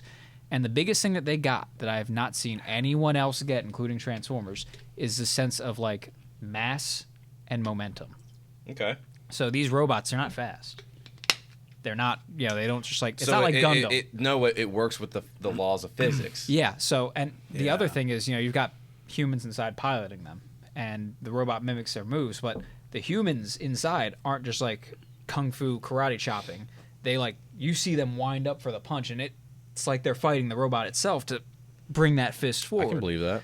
And it works so well. No one else seems to do that. Like you look at Gundam and everything's anime, speed of light, whatever. You look at Transformers and they're moving. It's not moving so realistically. Yeah. Honestly, so I watched Transformers the other day for a nostalgic view. Yeah. And it was literally like just the first one. Yeah. Because our favorite part. That was the best one anyway. Was Shia LaBeouf, his little girl scream in the first and second. and you're just watching this. I am cracking. I'm like, I'm gonna fly home. Yeah. From I forget where I was at. Just flying. I am giggling like a little girl with watching the movie. Like, he is so funny. Oh my gosh. Dude, I do love Shia. Get out of the tree. Stop being weird. Yeah, right up until he went absolutely insane. Yeah, I'm here for it though. I think it's kind of something that just happens with like actors that are so young. I mean, he was in like Disney shows, right? Young, yeah. Started out. Well, if you think about it, like he did what Even Stevens, right? That's what it was. Even Stevens, and then the whole world, like he did Holes as well. You got, Holes. And such a good movie too. Yes, Holes, sick. That's a classic now. Yeah, it's so weird. That's a classic. We're getting old, and I hate it. You're only as old as you feel, but stuff like that does remind you. Yes. But I think Shia LaBeouf, he went. I don't want to say like insane, but maybe he just snapped. Yeah, he went insane, but he's also like aware of it. Yeah. Like, have you seen that that Shia LaBeouf? I don't even know how to describe it. I mean, he's still around. Like, I think he's doing a movie now, isn't he? Or recently? Doesn't he do like a lot of independent projects now? Oh yeah, he's been doing A24 films for a hot minute now. Yeah. Because I remember, I think it was like after Lawless, which I didn't watch. It was such a good movie. Him and Tom Hardy. Bro, such a good movie. You're going to love that. SHIA, and then it'll come up. It looks like Shia. Yeah. Yeah. But, Have you seen that? No. Oh, my God. But that whole Do It thing, they did not age well. Because there was a thing like the other day, like, you gotta think that's over 10 years old, and like, just do it, and like, people were commenting like, This was funny back then, but like we're adults now, and we still haven't done it. We haven't like people still sitting on the couch. They haven't tried anything new. I haven't done it. Yeah, like I'm sorry, Shaz. I haven't done it. Yeah. Damn.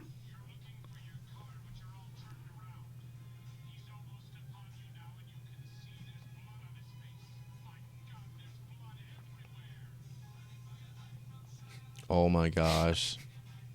Is this like talking about when he snapped? Yeah. This is probably after that. No, it's it has to be after that. So it's like when he went, like, I guess you could say, quote unquote, crazy. Yeah. You know what is funny? Like watching interviews with other actors and actresses. Like he was that this whole thing, but this is where that meme came from. Okay. Oh, I see it now. The clapping. That's funny. Yeah. So wait, what is it? This is like the clapping meme. He's the only one in the crowd, and he's the only one clapping. And he's pissed.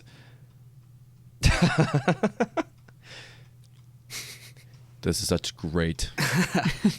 That. Running for your life from Shia LaBeouf.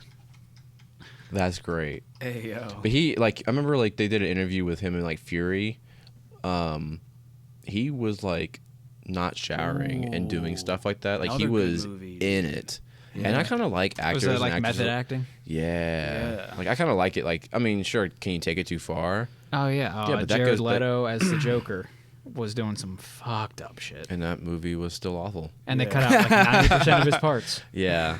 I don't know. I never thought I'd see in my lifetime a gangster Joker. Yeah. Like, Heath Ledger is the movie Joker. I mean, overall, I think he's a great dude. Yeah. Great actor. I mean, 30 Seconds to Mars. I mean, I grew up playing World of Warcraft listening to this dude. You know what I'm saying? Like, I do like 30 Seconds to Mars. Yeah. That was, I don't know. But I feel like Jared Leto is kind of like on that weird level now. Yeah, I forget. Wait, which one did he play in? In what? Jared Leto? Jared Leto? Yeah, is he the Suicide Squad? Yeah. Because they in the first one it did so bad that they had to remake it and call it the Suicide Squad. Yeah. And I have seen the second movie. Yeah, that one's actually not bad. Yeah, it's not bad. John Cena's in it. Still couldn't see him. I've never heard that word nowadays. I was waiting for him. I knew he was in the movie, but I didn't see him once. I saw a floating mask. I thought it was a shark. But no. I saw there was a couple memes about him because he was like just like naked on stage for something. The Oscars. Yeah, and everybody's making jokes they didn't see him. Yeah. Honestly, that has got to be one of the funniest things. Like, I just remember the Shane Gillis thing about like people with Down syndrome who my god. John Cena. Just go, if you see someone with Down syndrome, do this. Yeah. They get so pumped. It's like, his Cena's like the angel for them. Oh my gosh. It's like, you guys see Cena, you gotta run. Like they're gonna die. Yeah, you see someone with Down syndrome, do this. They'll be like, they love it, man. They love it. There you go. All right, on to the Deacon. Let's go. go. If you have water, rinse your glass out. So we'll do it the proper way. Just pour a little pour some water. Just a little bit. Yeah. I said we're gonna do our best. Yeah. I won't get you wet. Success ain't guaranteed, but we're gonna try. Just swish it around. And right off the bat, you're gonna when you get done your water very smoky. You're gonna drink the finger water? Absolutely. I drink the finger water. Yeah, I mean, I did. You ever wash been to my the Finger hands, Lakes? so. I mean, honestly, come on. I mean, I suck on your fingers anyway. Exactly. That's what I was getting at. Kiss woman's goodnight. Yeah, thank God. We said the thing we were all thinking. Whiskey infused water, not bad.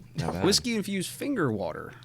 You know what? I might be liking the fingers. Whiskey infused finger homie water. Homie water, yeah. Homie fingy water. Trademarked by Leave It Running Podcast. So, cool. Yeah, man. So this stuff, like I said, another one of those daily drinkers. Fun bottle. I like the bottle. I think it's my favorite part, especially has that like weird like gastro or mask on it thing type deal. Yeah, plague mask. Thank you, plague mask. You know, it kind of like, I know it doesn't, but it did remind me of Damn, son. I thought you said you didn't drink. Yeah, hey yo, the V for Vendetta. Yes. Yeah. Remember the 5th of November. Like I think they have like there was like some masks. The guy. How do you pronounce this? Guy Fawkes mask. The what? Something like that. V for Vendetta. Oh. How do you pronounce that name? I always call it the Vendetta Mask. Yeah. But it is something else. The Guy Fawkes or Foe. Yeah. Something. Yeah, that was a sick movie. But yeah, you were talking about Fox, Shia LaBeouf F-A-W-K-E-S. in Fury, dude. Like that was a good movie. Really that was movie. a hard one. Oh, I Fury? was like, shit. Guy Fawkes. Yeah, I'm watching that movie and I'm like, shit, man. They're just stuck in that. Spoiler alert! Do you know, stuck in that tank at the end? Not a spoiler alert. Fuck. That's what it's so so every old. time I watch it, I'm like, could you imagine immersing yourself in his in not even the actor shoes, but like that dude, Yeah, under a tank, only one lone survivor, and you're just like, what was his nickname? Like Baby or something like that? Yeah. I don't remember. I just know he's Perks of Being a Wallflower guy character for me. He's the actor out of that. Well, no, I mean like because Fury's based on true story. Yeah, based on Yeah. you know the guy that Shia LaBeouf played, his actual like call sign nickname, whatever you want to call it, was War Daddy. War Daddy. Yes. Yeah, dude, that part when they're in the tank and he's like, who shall I send? And he's like, send I, here am I. Yeah. And I was like, damn, that's fucking tough. Yeah, you think that movie was good though? Like, I think it's the Fat Electrician did a video on like the actual like tank unit that was based off. Watch that. Yeah. Just watch that video. Fat Electrician, Fury. Or we'll talk about it later because I'm definitely interested in that. Yeah, but hell yeah. The truth is like every bit as badass, if not more than the movie. Yeah, absolutely. Dude, let's talk about this whiskey. Yes. What do we got here? So, the Deacon, very peaty. I don't think this one. This says. Yeah, I might have poured more than I wanted, but I'm gonna make it happen. Yeah, you're on simple night for a little bit, but good, buddy. So the aromas are said ribbons of peat and wood smoke, alongside notes of toffee, charred orange, and delicate spice. So I completely agree with it. So less spicy, more smoky. Yes. So you're gonna get a lot of smoke on the nose and on the palate. Dude, I can smell the smoke. Yep. It does smell less spicy. It's not very spicy. It's very smoky. And I think this is like a 2 I think it's like a 2 or 3 year. Like for me, bro. This is as good as a 10-year for the price. That is like, dude. Like it's almost like firewood. Yeah. Like dude, it's in You're there. just chewing on a piece of firewood. Yeah, like it smells like a bonfire. So this, I'm a big fan of Ardbeg. Yeah. Arbeg. That's a bonfire. Ardbeg. That's a big cup of bonfire you got there. Let me help you out a little bit. Yeah, you know what? You want to pour some in here too? You're so generous. I'm probably fine. So, but yeah, their Ardbeg is a big brand, and they are everything from them is super smoky. I think we may have had just a little bit of a blip there. Little blip. Yeah, we're still recording, but I think we had a low Wi-Fi spot right there. Yeah, you got the. Is it your hotspot? Yeah. I don't think so. It's saying low Wi-Fi detected, but I think we're okay. Yeah, I feel like I just chewed on a piece of like. It's good wood, though. It's good. Like burnt firewood. Yeah. Yeah, it's good. It's different. I mean, it wouldn't have been something that I would have picked, you know, but it's fun that like I get to try it though. So I got into it. That is interesting. Yeah. So like this comparison to Ardbeg, they have what they call their Wee Beast, which is a 5-year. Mm-hmm. Excuse me. It's like $60-$70 for that. No way. And I have a hard time paying that much for a young whiskey. Yeah. So this, in comparison, is everything if not better. Yeah. So, but I really like the smoke. Like you have anything smoky, I'm down to have it. I don't know why. I also correlated Scotch, like very young. Scotch and cigars was the gentleman. Yeah. So when I'm drinking, it's like drinking IPAs or beer. Like when you first started drinking beers, you're like, this is awful, but you keep doing it because it's the thing. Yeah. So. No, Keith's 21st birthday. He came out to Westchester with me, and we did some bar hopping. We wanted to go to Jake's Bar, which is the bar that I frequented because they had $1 beers. Right.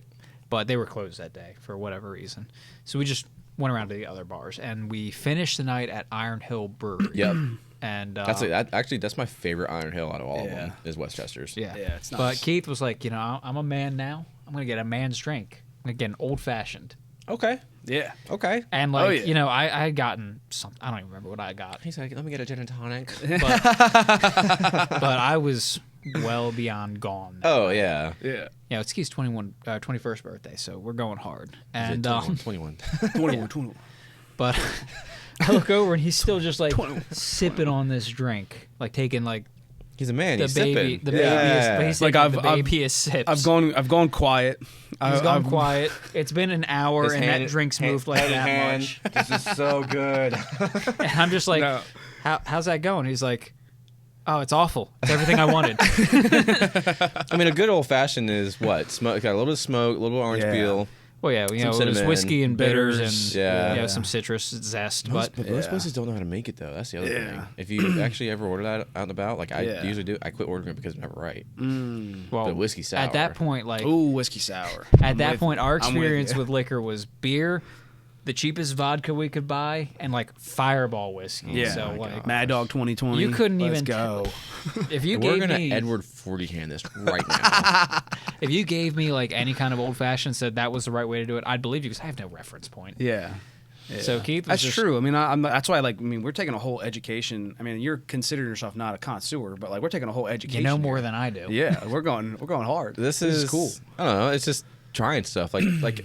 Yeah. When I say you got to come, you guys got to come to my buddy's house for a bourbon night. Yeah. So what we do is we'll have like 15, 20 people there, and everybody is in a group chat together saying, "I'm buying this. I'm going to get this." You spend no more than $50-ish.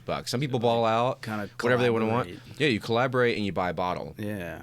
And we come up, we come over, and I mean Brent will smoke food and he'll make his stuff, and we'll bring stuff. So it's like a whole potluck thing. Yeah. But like you're not leaving. Driving, you're either getting picked up or you're staying behind. And but we have a whole chart of, and we'll go through every whiskey that we've bought, and then after that, it's like we, who else brought extra, or Brent has probably over 150, 200 bottles. Yeah, like he got on a kick for about 2 years. Is like buying stuff. So that's my favorite part is when we get everyone liquored up and it's like, all right, who's got the big bottles because I can't afford it. So I'll have a swig and then I'll go mow your lawn or something like that. So like he's got this. He's got this. He bought.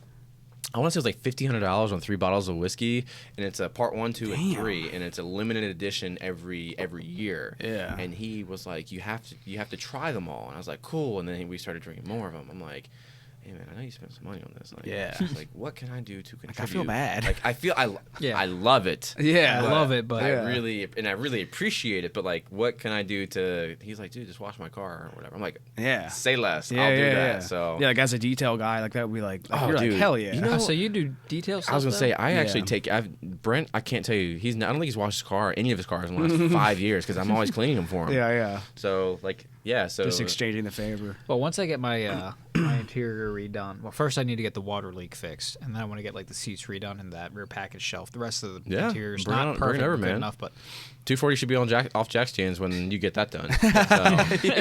But like I definitely I had a brake fluid leak in the master cylinder that made its way into the carpet. Clean it as fast as you can. Oh no, this has been there for a while. No, like as.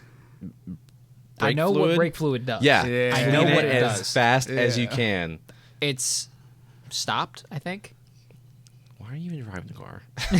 This Adrian thrives off of this. Okay, so this is the I buy to ruin. Yeah. Well, no. Not even that. I'm fixing this one, but like the fact of the matter is that carpet has had brake fluid. It's in the carpet. Okay. Yeah. But he likes projects. He likes the patina. He likes having. So quirky I just need like. The carpet like extracted and cleaned out. So the problem with it's oil based. Yeah. Yes, I know. I'm not expecting a miracle. No, it'll be better, but that's going to be a long term project. That's going to be like if I do it, pull the carpet. Yeah, I mean honestly, pull the carpet. Yeah, I've pulled a couple carpets, even my own 240. And use like purple power. So I'll wait, and it went back in? Huh? And it went back in? The carpet actually went back in? Anytime I pull carpet out, it never goes back in. Well, here's the thing, like 240s, we always cut them along the trans tunnel. Yeah. And then it just went, you float it back in, and it has just enough to hold it in the center console. Yeah, so you did it smart. Yeah, but like, but five-speed swap. That's how I always did them. Yeah. But there was quite a few cars where I pulled carpets out of them. And you cut them up just whatever, and like I don't want to pull the whole dash out. I'm not doing all that. But I'll use like some sort of degreaser and let it sit for a few minutes, and then power wash it. So you power, you get the pressure, you get the water, and the degreaser is going to cut the oil down. Yeah. So that might be something worth doing. The biggest concern I have is I've had to like tear the like the heating and all that stuff out because I had I know a guy who does HVAC. I had to replace the heat control valve for the heater core. Okay. So I had that all kind of like sort of apart. Is that like the old school like cable driven type stuff? Well, yeah. So like the heater core, there's no air damper that blocks airflow. It's literally just a valve that lets hot engine coolant into the heater core, or it blocks it off. That leaked. I had to replace it. Whatever. But when I was taking it apart, like it doesn't come apart. Like however they shoved it in there, I can't figure out the correct order to pull the parts out. I had to like take a pry bar and like move shit. I'm gonna ask a really dumb question. Did you Google it beforehand? You want to take a guess at how much information there is on the internet about 1962 LeSabre heater boxes? Because there's like none. I'm just saying, I Google everything. Yeah, someone has done it somewhere. I feel you. But do you ever? Are you in the right form? Do you know who did it? Yo, some 62-year-old guy who doesn't know how to work the internet. Yeah, I was gonna say. So, like on the flip side, like, do you feel responsible? Do you feel responsible that you have the knowledge now and you have to put it out? The other thing. Well, no, I didn't figure it out. I was using a pry bar. So here's what I gotta say. But this is it, dude. This is the beginning of the forum. A spare what? Do you have a spare heater box? No. Can you find one? No. Okay, don't touch it. Well, no, I had that means it's off limits. No, I had to because I was dumping RTV. I was dumping coolant onto the carpet. No carpet. We're done. Put a hole in the floor. But no. Because even though I did it the wrong way. It's a race car now. Even though I did it the wrong way, I fixed it. I got a new old stock part off eBay, slapped it in there, got everything taken care of, managed to put everything back. Without breaking anything? Yeah. That's the new procedure. Yeah. There it is, dude. I'm telling you, you're sitting on the infill. You might want to write it down. Honestly, bro, that was like 2 years ago. I don't remember how the fuck I did it. He's gonna hop on Facebook. Are you in, I'm sure you're in Buick groups, right, on Facebook? No. All right. Damn it. You guys are you should SOL. be. No, I'm an internet I think the boys lurker. need you. All you gotta do is buy a pry bar that shit, bro. Yeah. The Matco 52-inch pry bar works really the one you well. use for lug nuts on trucks, that's the one I used. I still use that pry bar in my new job now. I used pry bars to pull off my flywheel. I think I dead zone. Yeah, I fucked it up. We're gonna put this on pause. Everyone don't move. Man, I drank way more today than I did yesterday. I didn't drink much. You should drink a lot of water if you want to try that bottle too. I've got tea. That's not Come enough. On. Yes, we're back. Right. So I don't know how that's gonna come out, dude. My bad. I don't know. My Wi-Fi is being weird. You want to do a clap and we're back. No, because it's still going. So that's what worries me the most. Is that what's gonna happen? Is it's just gonna put a tear to the video. Yeah. So I'm gonna have to cut that out. But you know what's crazy? So speaking of video editing, back in the day, you used to skate, right? Well, or BMX or something. No, I skateboarded for a little bit. Nothing worth recording. Yep. Okay, I'm saying, but you watched a lot of videos. Sure. So you remember they used to do at the end of the videos, they used to do the handy, like to put the camera at the hand? Yes. Mm-hmm. So I learned on the old VHS cameras, they would point the camera at the hand because they wouldn't have to watch all of these, because it'd be one continuous. Oh, they would. That's how they would cut it. It'd be one long stream, and they could see it on the computer, or however they did it, and it would be. There's the hand, cut it, and then they go to the neck, and then that's how they edit. I'm like, that is so cool. Yeah. Now I just like to shove it old and nostalgic, but that's I don't know why. Yeah. So. Now that is a good idea. Yeah. Now that's cool. I never thought of that either. But yeah. Yeah, that way they just knew where to cut. That's so cool. Yeah, dude. And so our Darby, who works with us, he's a skateboarder, big time skateboarder, and he loves video editing. Yep. So he does his little video edits. You pull him up on YouTube. Does he have a YouTube channel? Yeah, fuck yeah, he does, bro. You got to check him out. Yeah, I need to. He's got in the best taste. Shout out Darby. Best taste in music. We're trying to get him on here. Best taste in edits, bro. Yeah. He does good edits. Dude, so put in Darby. I think it's Darby FS. I was doing edits when I was starting out, and my problem was I could do the camera, but I never had the editing software. Yeah, and then I always nowadays I just want to film people. I think go to what's his YouTube channel? That's what we're trying to figure out. Do you know any? What's just go to his Instagram. Go to no words. Yeah, I got you. Yeah. we're getting a little spicy back there. Did you see that? You guys were plotting on me before. We were plotting. We were plotting. Yeah, we were going through. Good thing I archived half my Instagram. I was actually, so speaking of total side subject to your buddy's YouTube. Yeah. But so on the way up here, what's his Instagram? Just Darby. I was going because you had your S13. He deleted. Yeah, you had your S13. Yeah, and you had talked about the last time you drifted your SR white hatchback. At East Coast Bash in 2015. Yep. I had a video of your car on my Instagram. No way. I can't find it. So when you said that, I like when I blew up your yeah. I was like, no fucking way, dude. You're like, yeah, dude, that was me. I was like, no, you don't understand. I've never driven on Club Loose Track, but I've watched it for years. Yeah. And at the time, you were doing like A group is full tilt. You were like a B or C class. Yeah, I think I was still C class. I just remember I was like, dude, this dude's fucking ripping it. Let's watch that hard flip real quick. I appreciate it, bro. Skating? Go up a little more. This is the prime. This is where my skateboarding career peaked. Keep going. I'm trying, but this thing is... That one right there. That was my skateboard peaking career. This was the old cheesy spot in Dover, Delaware. And we were all doing like a go skate day, and it was a best trick competition. I don't know what it was. It might have been the beers. It might have been something. I don't do gaps. I don't do stairs. And I think we were all just vibing with the boys. Yeah. But you're like, dude, I'm gonna hit that. But yeah, I have a video of your car. I'm like, why is this dude doing single passes? Yeah. And then I remember like leaving to get the Wawa next to the track we all went to. And I just remember you just ripping. I'm like, sick. Yeah, dude, that's old J-Tune right there. That's old Edgar's car on the dyno at J-Tune. Yeah, man. Yeah, dude. Oh, Eric. Yeah, that's old Eric. Yeah, he. So Edgar had, he played me for so long. I didn't know shit about cars. Is that Eric's car? No, that's Edgar's car. Oh, so okay. he came. So it's a little story how me and Edgar met.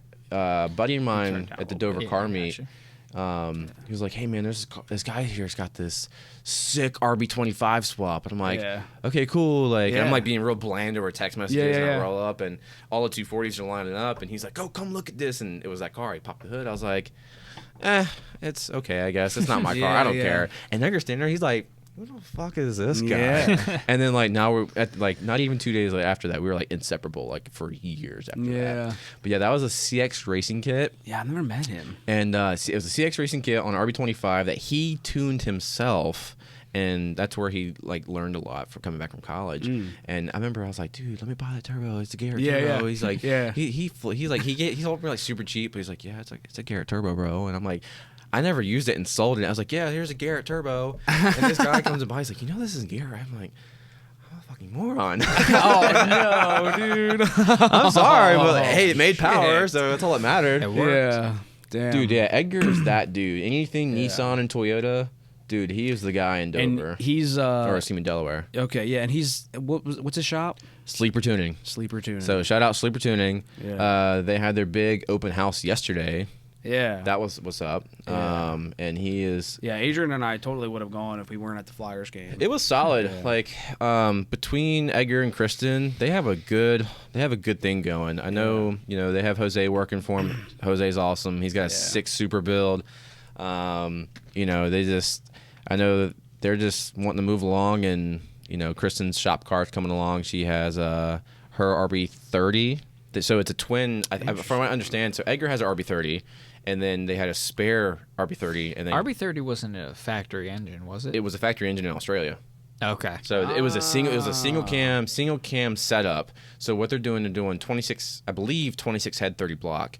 So you get the more displacement. You and get all the dual other cam. Stuff. Yeah. Okay. And they got her car running now, and she's just gonna go balls to walls. She literally, like, Edgar's a perfectionist. That's why his car's not what's done. the car set up for? Like, his car set up for drag. So when he had his car running initially, it made some jam. It made like 750 back when he lived in South Carolina. Yeah. But her car, I think she's just gonna do whatever she wants. Drag it, drift it. Like that's kind of like my setup. Like just drive for what it is. It does everything. Doesn't need to be pretty. Yeah. Just get with after a quick it. alignment, it can do the other thing. Honestly, like with having adjustable suspension and the tuning capability on the fly nowadays, you can do almost anything. Yeah. So and everything, like I feel like drifting and circuit racing are not that much. Like they're very similar. A couple tweaks, and then you're doing.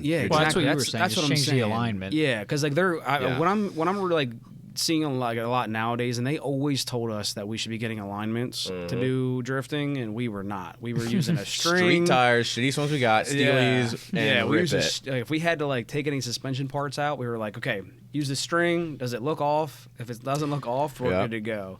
But now people get really geeky with like drift setup alignments. There's a dude. The toe is a big one. You remember, Nuri, right? The guy. Yes. Yes. Nuri. I've never talked to him, but he's infamous. Yeah, he's a pretty sick dude. Like he bought my boy Burris's from Street Geeks, his podcast back in the day, his S14 Koki. Start it back up, dude. They need to start it. It's hard. They got to start it, dude. This is the best, dude. It's so fun. Yeah. But he bought his Koki. It was a 200,000+ mile KA.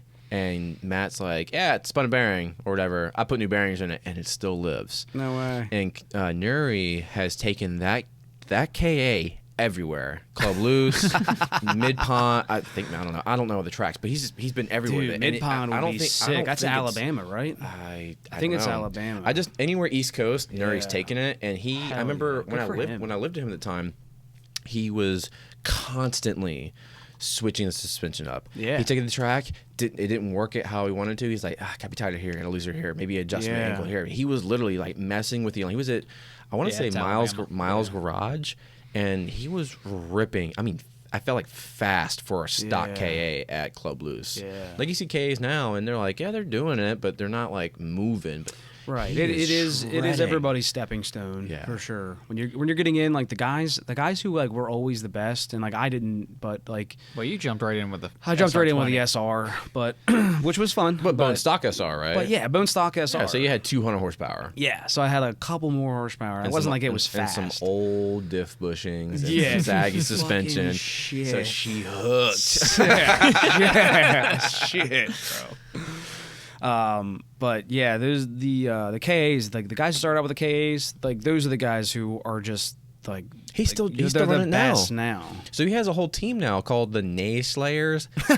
Oh, dude, they're all yellow. Yeah, Koki Dan. Yeah, it's Dan McCool. Yeah, Dan McCool. What's it? I think it's his buddy's Dan, who the other guy named Dan, who has the Mustang now. He does body work. Yeah, Nuri, and then a few other guys, and I'm just like, I am absolutely stoked that I know somebody that has a team, because that's all I've ever wanted. Yeah, is have the boys get a team. Yes, and they're doing it. And you know what's funny with that is Nuri has a sick V8 S14 Zenki that I haven't seen since I moved out. No way, haven't seen, and he still is ripping on that KA Koki. Very interesting. Still ripping on it. I can't imagine having, I can't imagine that kind of discipline to just be like, I don't know if the car is just in and out of shops. I know like it. I remember like it was running and driving, and then it smoked. I'm pretty sure it smoked. I'm gonna take back some of that out of the smoke. Yeah. I know we had issues. Yeah. And then it turned into drop it off at a shop. Yeah. It was always an issue thing. Yeah. But it no matter what, it was always the Koki. It was always there, and he's still ripping on it. And I think what I'm gonna end up doing is ripping my S14. Yeah, you guys are making me want to get into drifting. I'm telling you, like, well, yes, you absolutely should. And you ever been drifting? I mean, my Volvo 240 would slide making left turns in the rain. I've taken Adrian a couple times. You know when Bow Wow says in Tokyo Drift, you're out of control, but you're in control. That is the saying, and it feels so good. Yeah, like all I've wanted to do since I was 10 years old was go 80 mile an hour sideways. Yeah, most I've done so far is 45, and that feels like it's 80. Yeah, I mean, I've had that Buick sliding sideways a couple times, not on purpose, but you know, it's important to know how to react when that happens. Yeah, it's just so expensive though. That's the problem, dude. It's wasteful. That's where even a better word. It's just so wasteful. That's why I think with Reese saying stock car and don't do anything. Don't do big build. You waste less tire. Yeah. Mm-hmm. Well, not even that. You're not spending money. Like if you take a manufactured car and you just go and learn it and abuse it, and then do a few things, not like, oh, I have my perfectly good KA and put a JZ in it. Here I am 10 years later, and I've done one event. Dude, and it wasn't even great. I'm on that stock Mustang vibe. Bro, I'm on a new edge Mustang, or even S95. S95. Shout out Chris Allman on Instagram. Sell your Mustang to my boy. Let's go. He needs a car, I'll take it. so he's got 10K cash. Hell yeah, 10K. This shit's nice, dog. It's got the crispy paint. Yeah. By crispy, I mean the flaky clear coat. It's actually crispy. It's flaking off, dude. Yeah, and in truth, I have a wedding to get to. I have We're in the same boat. I have to prepare for that first, and then I can move on. I have to no a excuse, car. and I just need to sell all my other extraneous project cars. Well, I mean, that's just. Do you do your other projects though? Do you very slowly? Exactly, which is why, which is a fair point. He's bringing a fair point. Let's him. finish it though.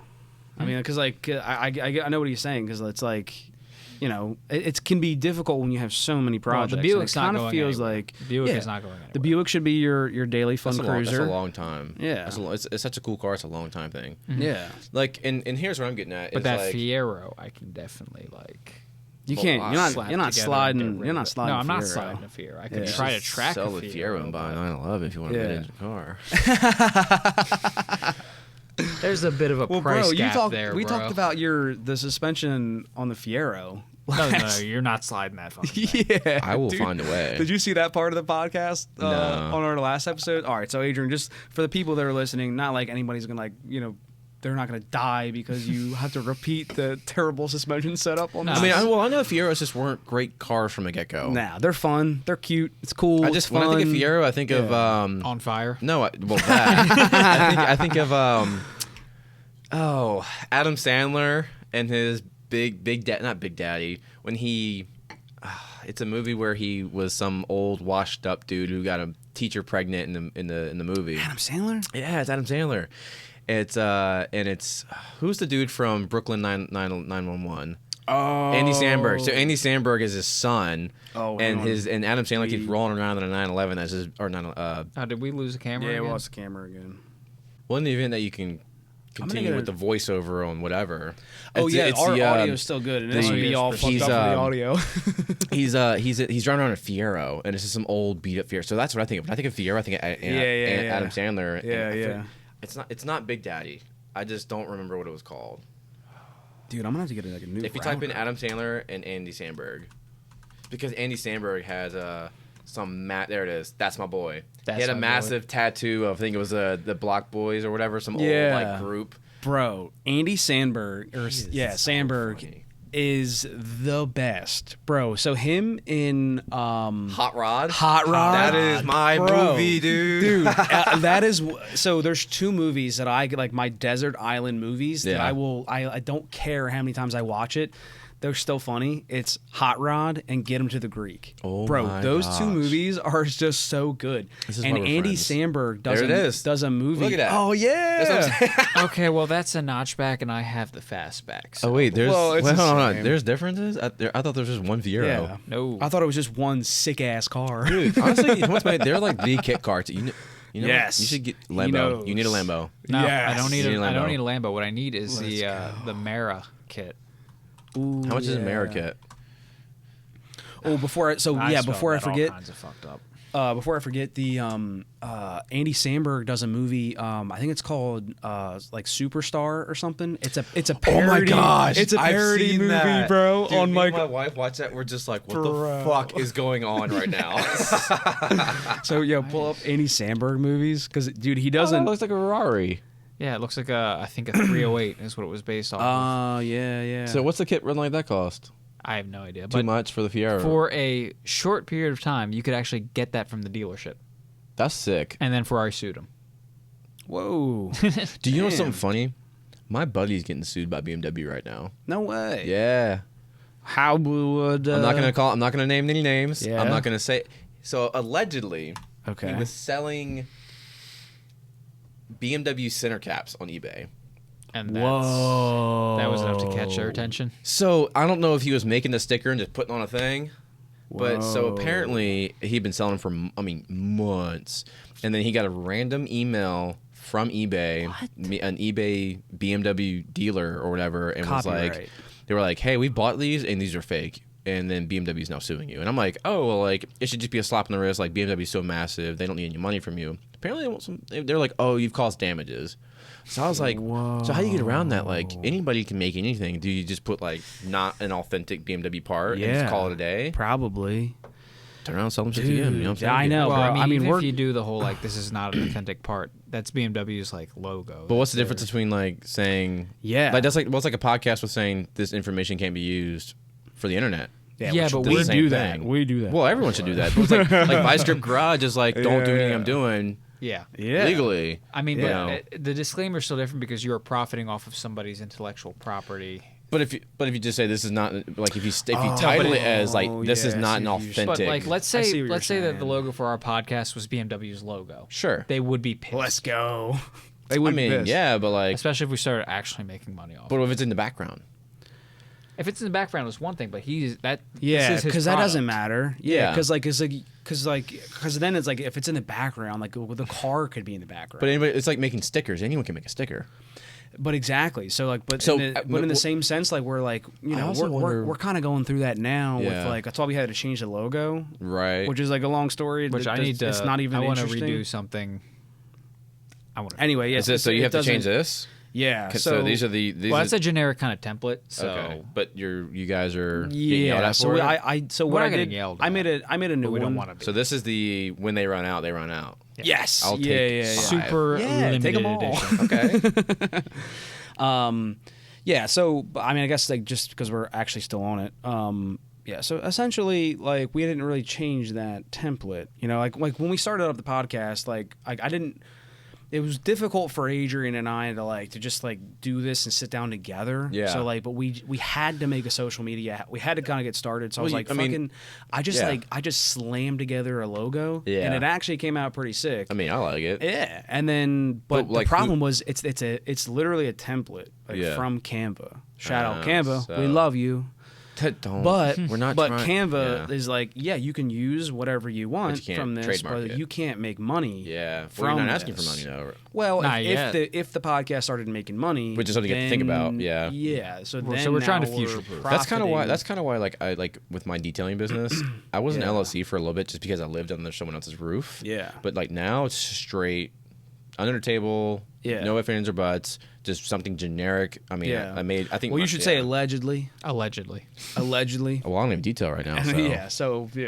Allegedly. Unless it's getting oil stains out of his carpet. Yeah. $3.99 for the next viewer. You're doing that for a friend, you know. Yeah. Honestly, you know what's funny is like I'd say about 80% of the cars I worked on were always some sort of friend of a friend or a family member. So I was like, if I ever got nicked, it was like, dude, this is my homie. Like, I'm just helping him out. We're helping them. Yeah. So that's another way around it too. No one cares. No one cares. But like, if you're doing like customers, you have signs, you have you have I always posters. Always sign. Like detailing wise, I worked with a guy with Preston, and unless we forgot, but like before they come pick it up, they'd always sign a waiver. Like, we're not liable. We're charging you based off this, which is honestly, I think for nowadays, you kind of need that kind of stuff. Yeah. So no, for sure. For sure, dude. Yeah. Dude, I forget we were talking about something else way before. Fiero's, Andy Samberg. Oh, this dude. So Andy Samberg, he does another. It's a Tour de Pharmacy, which is another like a parody documentary movie. Yeah. Where he does the Tour de France, but they're all on drugs and they're all terrible and it's the whole movie is just a train wreck. It's hilarious, dude. But yeah, bro, he is so funny and underrated. He's not in enough stuff. You know what's funny? He's 42. Way. Yeah. What? He is. Dude, Google that. Yeah, I'm pulling it up. He's 41, 42 years old. Because I remember when he turned 40, the internet freaked out because it's like one of those Steve Carell, don't care about what everyone thinks about you and you won't age. Yeah. And he literally see? 45. Oh my. And he looks like he's now he has a beard. He looks like freaking not even though, not 45. He looks younger than me. He looks like Seth Rogen's brother with that beard. Bro, he looks younger than me. But that's what I'm saying. Just honestly, also could be eye lotion every day. Yeah. Oh, Pop Star is that one? That's what it was. That's the one we were talking about. Pop Star, yeah. Yeah, Pop Star. So like that one is actually really good. The pop star movie, and again, it's just a mockumentary of like. Oh yeah, I've seen most of it. I was like, this is hilarious. But yeah, just for the people who are like haven't seen it. Never stop, never stopping.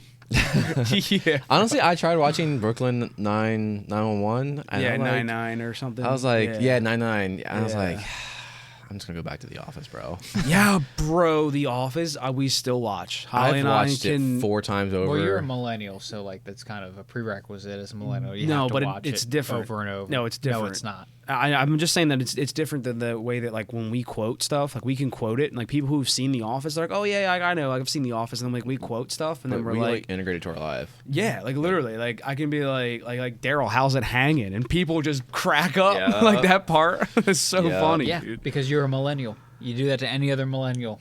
They've seen it 5 times. Okay, all right. I'm just saying that's not the.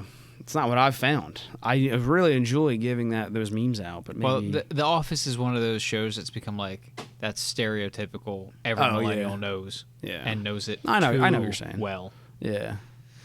I mean, are you saying that I know it too well? Is this a jab? This is a jab. Are you saying we watched The Office too much?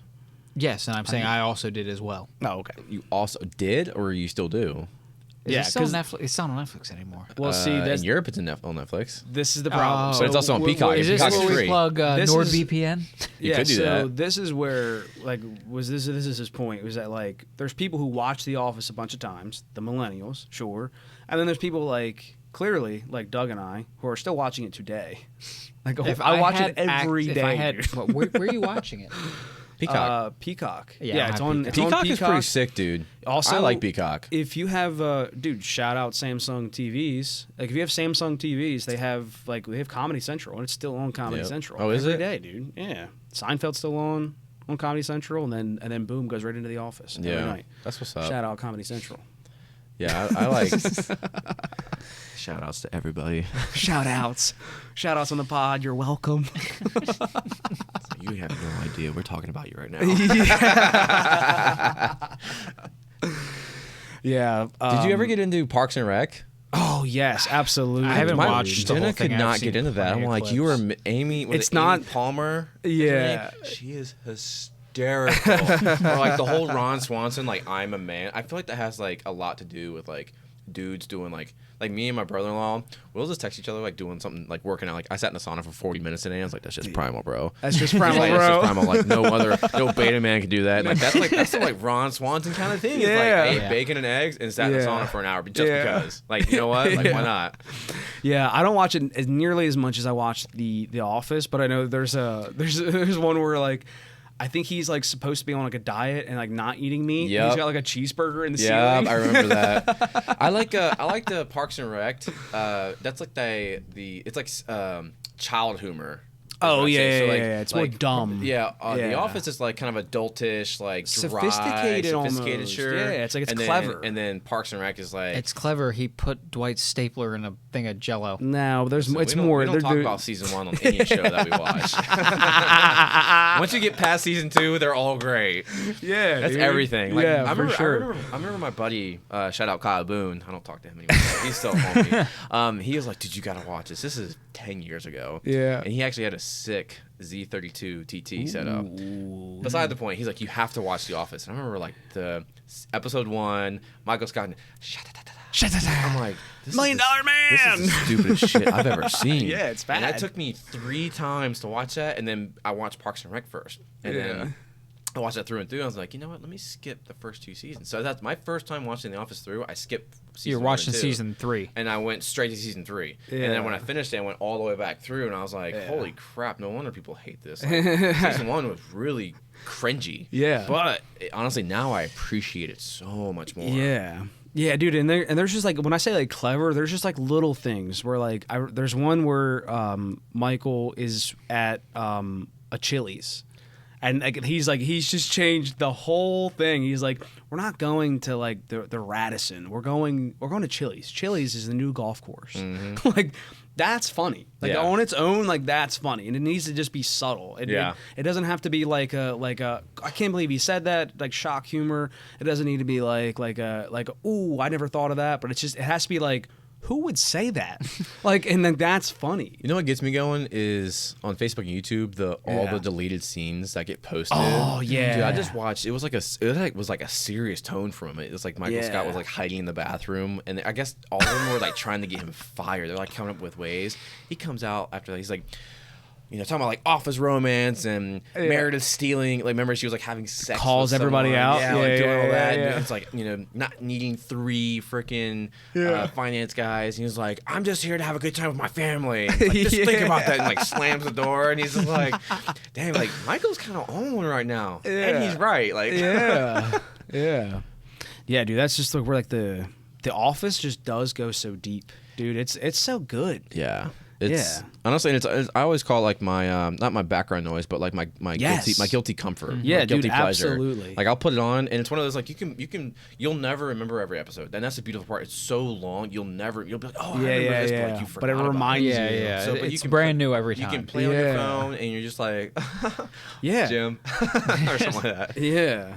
Yeah. When we I've definitely put it on as like background noise. And yep, then, you're on your phone, you look up, and you're like, huh. Yeah, that's a good. Oh, that's a good one. That was so funny. Or it's still pretty cringy. I think we're having more issues. But stop. Yeah, we'll have it on, and like it'll just cooking dinner, and then where we hear it, we're like, oh my god, it's that part. Yeah, like we come in.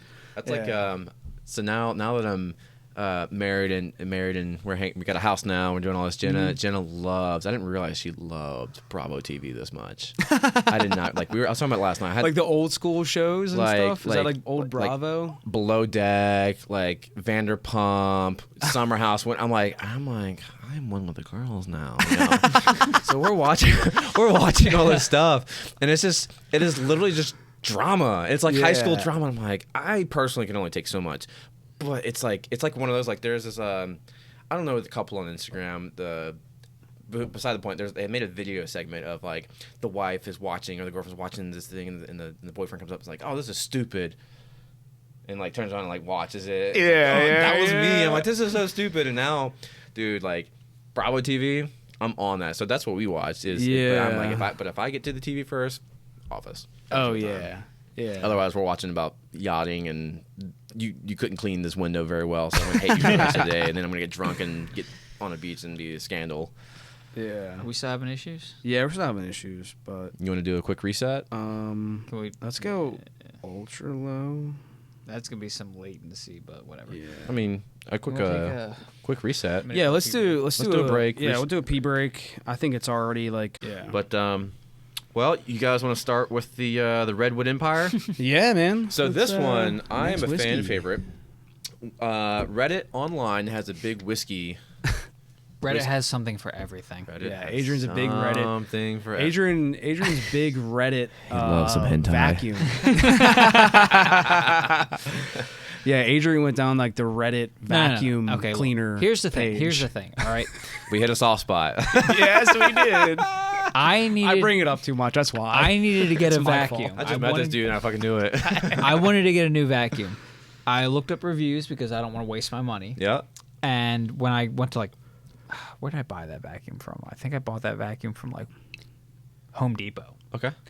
And I looked up the reviews. Which I feel and like there's like 6. 80% of the reviews were like, this is from the manufacturer website. And I'm like, well, they're going to fucking edit that shit. Yep. So I'm just like looking through, and forums are a dying thing nowadays. Yeah. This one's good. This is bourbon. Yeah. Here, you're probably a bit more coherent than me. Give me a reasonable amount. Yeah, bro. I'm kind of a professional at this. But I was just like, I want reviews I can trust. Yeah. Forums are dying, unfortunately, and Reddit's kind of like a good aggregate. Yep. For opinions. So I ended up on the Reddit's the Reddit's vacuum subreddit.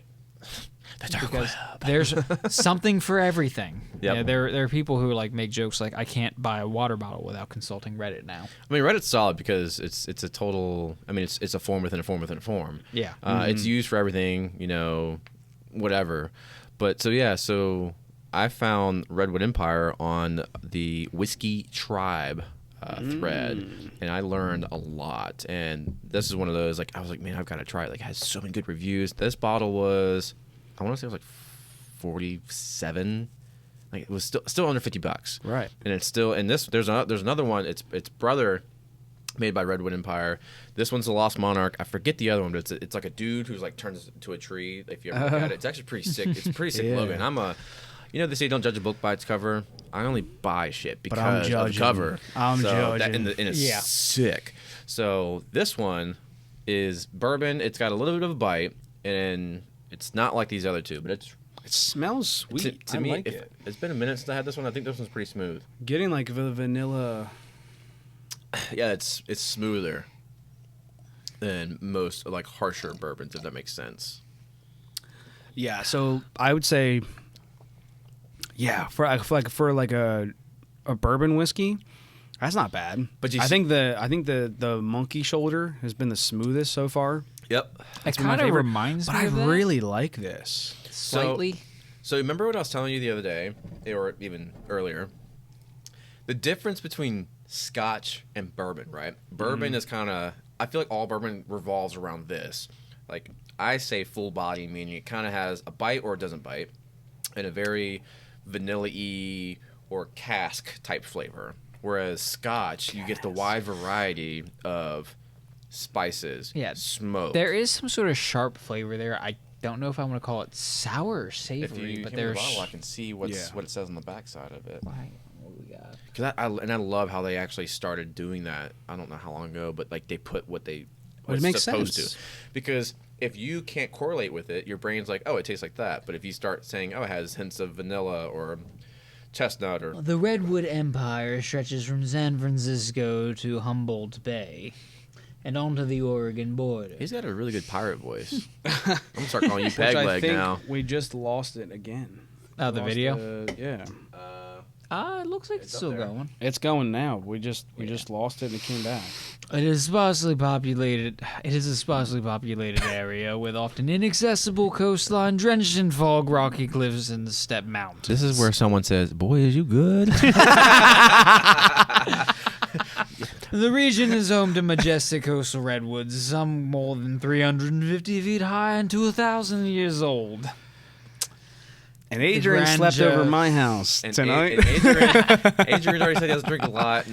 No, I don't drink a lot. Well, I mean, would you like me to put on my sober face? I'm ordering a pizza. Yeah, we're all just hanging out, dude. Like, who cares?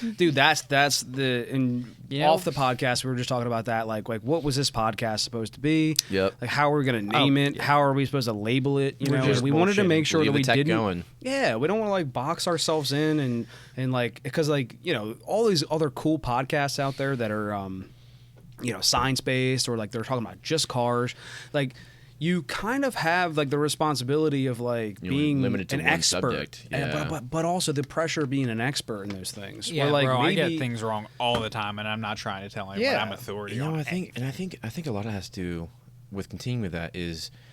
A lot of people aren't okay with being wrong. Right. And, like, I'm one of those dudes, like, if I'm wrong, tell me I'm wrong. I'm not going to write you MPA format paper on how to be correct. But, like, I'm not going to recite. I'm so down to go learn something. And I feel like a lot of people get so closed off to that. Mm-hmm. So, like, just and being okay to be wrong. You want to be like, oh, we're going to talk about cars. Mm-hmm. We're going to talk about the SR20. It's been talked a million times. You don't need to go over it. But you're like, oh, you know what? It has... Blah. And you're like, wait a minute, you're wrong. I'm like, nah, I'm an expert because this is what our podcast talks about. I'm like, I don't agree. Yeah. Like, no. Yeah. Yeah, exactly. Yeah, and you don't have to like stay inside those borders of like being right and then having the pressure of being like, well, if we're going to talk about it, we're going to have to research it. And like not that like we don't do some of that, like we don't love talking out of our ass, but but we love just being able to like kind of come down and like sit down and just like kind of talk shit and just like talk about what we enjoy. Yeah. And Adrian and I always did that, and then at first it was like just like let's Adrian and I just do a podcast, and then like people were like, "Hey, we would love to come on. I would love to be a guest." We were like, "Fuck, we didn't think about it." Dude, when you guest? text me, and it was like what I think you were like on episode 3, and you're like, "Hey, man, you want to come do a podcast with me?" I was like, "Oh my god, I get to do something cool." Yeah. So I'm sitting at like Sleeper Tuning's event. We are 6 months later, probably. How long you guys been doing this? Like six months now. No, it's going to be a year in May. See, that's how long time's flown. Yeah, it's going to be. So God, I mean, our first episode what we published, I think, was the end of June. Well, yeah, we had a couple trial runs that did not work. Our first recorded was like May, and then, like, things went really. Like, so it's been that long already. Yeah. So like I got dudes yesterday. They're like, "Hey, what are you doing this weekend?" And I'm like, "Dude, I get to go be on a podcast tomorrow." And they're like, "Well, can I go?" I'm like, "I'm sure they'd be happy to have you here." Man. So like I was honestly like my buddy Brent. He's one of those dudes like he should be here right now because he is like me. Not only between flying and cars, he can talk about anything. Yeah. He's got so much experience with anything. Well, and like that's the great point is that, like, you know, now Adrian and I never really thought about it being as like a guest thing. Yeah. We thought we would just kind of come down, like it was a reason for Adrian and I to just kind of hang and talk about stuff. I mean, we talk so much at work. It was like, why not record it? Yeah, the world's full of crazy stuff. We're interested in tons of stuff. Like that's there's always new car stuff. There's always like new like things that are going on. Always plenty of scary shit going on. Yeah. Well, that's what Burris did.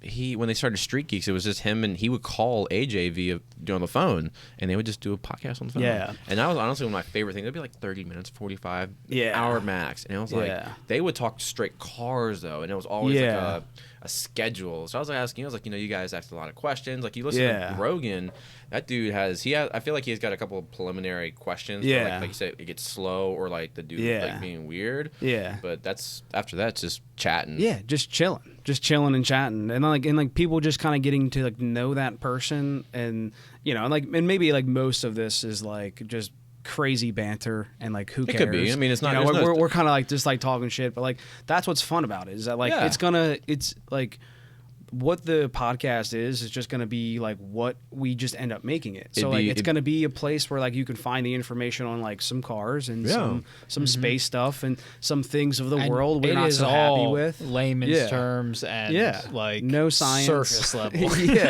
I mean, it's this between this and in the garage wrenching and you're taking a break or you're out having a barbecue. Yeah, it's the same thing. You're just in your podcast room. Yeah. But even like, you know, and you probably don't think that like, you know, you're the craziest guest to have on, but like you're a guy in the Air Force, you know, like you have like two 240s and like some experience. I got 2 shit boxes what I got. But like, you know, some experience in drifting and just cars and like the enthusiasm for it. And like now, I didn't know this, but like you have this like you have a little niche in like whiskey, which is so cool, man. Dude, like, I know you're dipping your toe in and you're being very humble about it, but like Adrian and I are learning a lot, and maybe there's somebody at home that's like, damn, like let me go the whiskey I have most experience with is Fireball. So yeah, you know what's funny is like let me go buy some Red Empire, dude. You know? I am Redwood Empire. Yeah, Red. Honestly, these 3 are like I walked in. So there's a store right off of Route 10. Yeah, in Camden, and I walk in and I was like, all right, what can I get? Because I asked you, you know, I was like, hey, what would you charge someone for the HVAC, whatever? That's what I was going to base it on. If you said $200, I would have got $200 worth of stuff. So it would have been another 3 bottles here. I'm so sorry for your liver. But it would have been like, what can I get for this price? And I'm looking around. I was like, all right, he said he's in the Scotch. All right, I already know my go-to, Monkey Shoulder. And I saw that they restocked these. Yeah. Because I've been a minute since I had that. And then I turned around. I was like, okay, we got 2 Scotches. I was like, okay, and then I was like, bourbon shelf. What can I get for 45? I was like, oh, Redwood, that's solid. So here we are. I'm like, dude, and I'm looking at all this stuff. I'm like, dude, I wish I had funds upon funds because I was like, I can get going. Yeah. But like, I'm not fancy or anything, but like, I also like, you guys like cigars? Love cigars. I got cigars upstairs, dude. I have cigars upstairs, and like I don't have a humidor, but I have them in a mason jar with one of those little like humidor packs. So what are they called? Bavitas? I have no idea. I just know. But they work. They keep them fresh. So I hate cigars, but I love cigars. I hate the aftertaste when you wake up in the morning. The tobacco in your mouth. Yeah. But when you're drinking, you don't care. It's the best thing ever. And again, like I told you earlier, I correlate mentally, subconsciously, as like I said from a kid, Scotch and suits and cigars. It's all. Oh yeah. It's an image you strive for. It's an image type thing. Like you remember that movie that came out? Not The Gentleman. What's the one? Eggsy's one of the main characters. Of course, I'm forgetting it right when I'm thinking about it. It was literally. It was like we gotta look this up. Any more like info? I mean, type in Eggsy on Eggsy movie, like EGGIE, maybe. I or Eggsy. So S. The back up a little bit. because it's meant to be. It's EGGSI. SIE. They made 3 movies about this. It was a part 1, a part 2, and then they did a preview.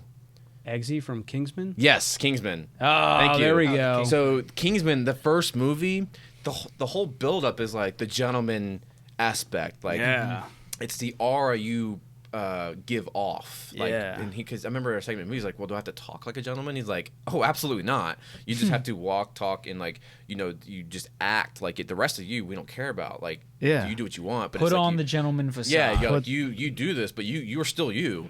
And I just remember like when I first got my hands and I started trying bourbon and whiskey and scotch. I can't tell you how many of my friends were like, I'm 18 now. Yeah. I'm buying a cigar. Yeah. So I started, and so last year when I turned 27, I was like, my uncle's a big cigar smoker. Like, I mean, everyday cigar smoker. And I was like, so I went to his house, I had some, I was like, dang, this is not bad. So for my 28th birthday, one of those days, back to the humidor, my wife, it was this Amazon humidor. It's a little guy. Yeah. I mean, when I say little, still carry 50 freaking cigars. Yeah. But she used the Cricut to etch the last name B, so it's pretty sick. So it's in my guest room sitting here, and it's got the big old B. But you should get that. Yeah. You can get one, get a little F. I think I you know what? Now that you say it that way, I think I do have a humidor. I think someone got me a humidor, and it has all it is just a gauge that just has the gauge on it. That's all it is. Yeah. So it's super nice to have because honestly, like I don't smoke them really ever, but I still have like a couple open ones. Me too. And I just every time I go on a trip, I'm gone for 2 weeks. Now that I have an actual working air conditioning unit in my house, and like, it is just sucking the humidity out of the air, and I have to continually add water to it. Yeah. But I still got a couple unopened ones. Like Jenna went to Renaissance Fair one year. No way. Yeah, dude, and she it was for her cousin's wedding, and I didn't go, but she came back with a Maker's Mark cigar. Ooh. So I still have yet to open that. Wow. So it's always one of those special occasions. Yeah, that could be 5 years from now. Like who knows? So but we should smoke cigars soon. Dude, I'm down. Are you willing to do it out here? Dude, I wish I could. We could get like 6 fans. Well, set up set up an outdoor camera. That's what we're. Well, so I have a GoPro. We can use it. We have GoPros. So that was one of the things we tried at the beginning. Yeah. GoPros. Yeah. Didn't work out too well. No. Well, yeah. So the GoPros are really good. They're 4K cameras and they're cheap and they're very usable. But they friendly. cut the video into like 5-minute segments. 7-minute segments. So how do these dudes? Because again, Reddit. These dudes make movies with them. Right. So what the software that we found that would change that was it was a Real Steady Joiner. So you would take. So basically, what happens is that off the SD card that you put into the GoPro, you get we had 50 clips. Which SD card did you have though? Because that makes a difference. It's a giant SD card. It wasn't the size. GoPro, software. It's how we now, instead of having one giant clip that was an hour and a half, we have 52 clips that are all put together. I mean, I've used mine, and I've had mine running for 15-20 minutes. So, it's but it's only because you haven't noticed it, because you haven't noticed it in a conversation form where it stops and goes. There's just slight off and then back on. Okay, off real quick, and back on. This is why I don't drink. I have to piss again. All right, go pee, dude. You go pee. Can I? Pee. The dog's outside. We'll leave it running. Yeah, leave it running. This is why I don't drink on stream. We'll call it a pee break, folks. Hey, it's fine. We can take pee breaks. We're having fun. We're having a good time. Yeah, it's so crusty, but it's Cresta. Yeah, she made some jam, dude, and he's gonna put another turbo on it. I'm showing him some Sleeper Tuning stuff. Oh, dude. But a buddy of mine's got a 1.5J Cresta, dude, that made 1,200, and he's like, I need more. So he has a G42. He's gonna put a G45 on there. I think he wants 15. So they do fast stuff. They just absolutely. They just do anything that's fast. They do anything, but they have my boy Duffy. He has a S14. We're still rolling, right? Yeah, we left it running, bro. Yeah, we left it. Leave it running. Yeah, we leave it running. So they Duffy's kind of like, I don't want to say they're baby, but they really took Duffy in because Duffy had the pockets and he had the drive. Mm-hmm. So he has a S14 with a 2JZ that made, I want to say 1,800. Whoa! On the mainland dyno. Holy shit. He was running. He ran it at not VIR. What's the what's the big import versus domestic? Oh yeah. He was the only. So mind you, that's sponsored by Precision and Haltech. He rolled up only 240, only 2JZ with a Link ECU and a Garrett turbo. Damn. So they they qualified, and then he blew the motor. I think first pass. I think. But drag racing is like just so much different than I mean. When you get to that level, it's like you're drifting. You're throwing money away. It's just as wasteful. It's just as wasteful. Yeah. So he paid I forget the body shop in Delaware, Wilmington more specifically. He got it repainted, did all this stuff, but yeah, like it seems like he got I want to say full billet block now. Block. I think he wants to do like 2,000.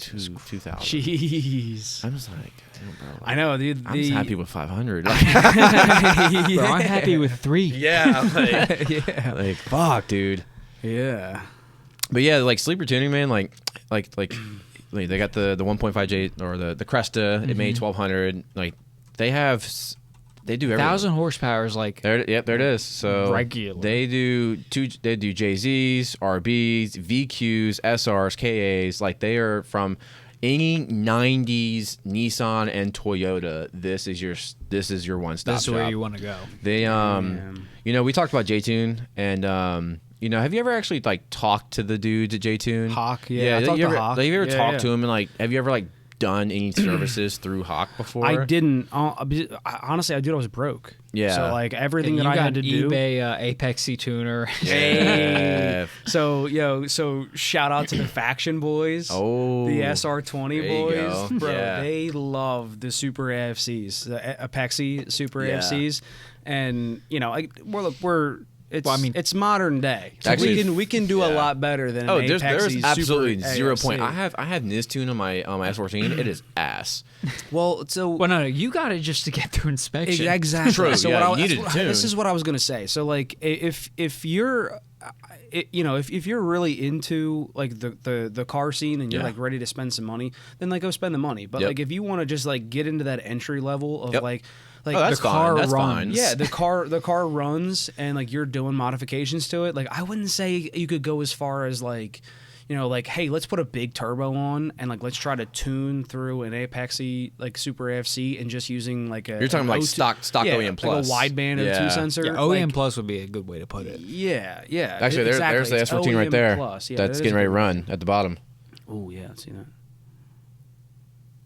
Dude, that thing is nasty. Yeah.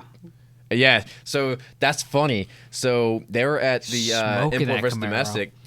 They were, I want to say, pushing fuel out there. It just happened when he took off, pushing fuel out their tank. I don't out know. of the tailpipe. Yeah, I forget what he said, but they were on the fly making new lines because I don't know if they had it routed wrong or wasn't big enough or something. I don't know drag shit, bro. Yeah. But he said they were like 3 passes in and it's like, what is this stuff? Like, what are we pushing out of the freaking, only because they recorded it. Yeah. We're pushing fluid out of the back of the car. Like, what the hell? Like, but yeah, there's like these guys, like Edgar and Kristen, like it is a one-stop shop. They have Aaron, who formerly known as Bear Fab, your boy.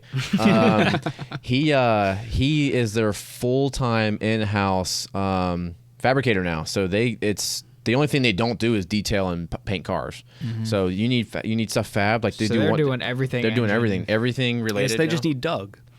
They just need Doug. When I was trying to buy a house, I specifically tried to buy in Middletown, and the budget just wasn't there. Dude, I feel that. Because bro, that's why like we don't even need to get started on the house. Yeah. We really don't. Like that's why I like will go for hours. That's why all I want to do is go hang out.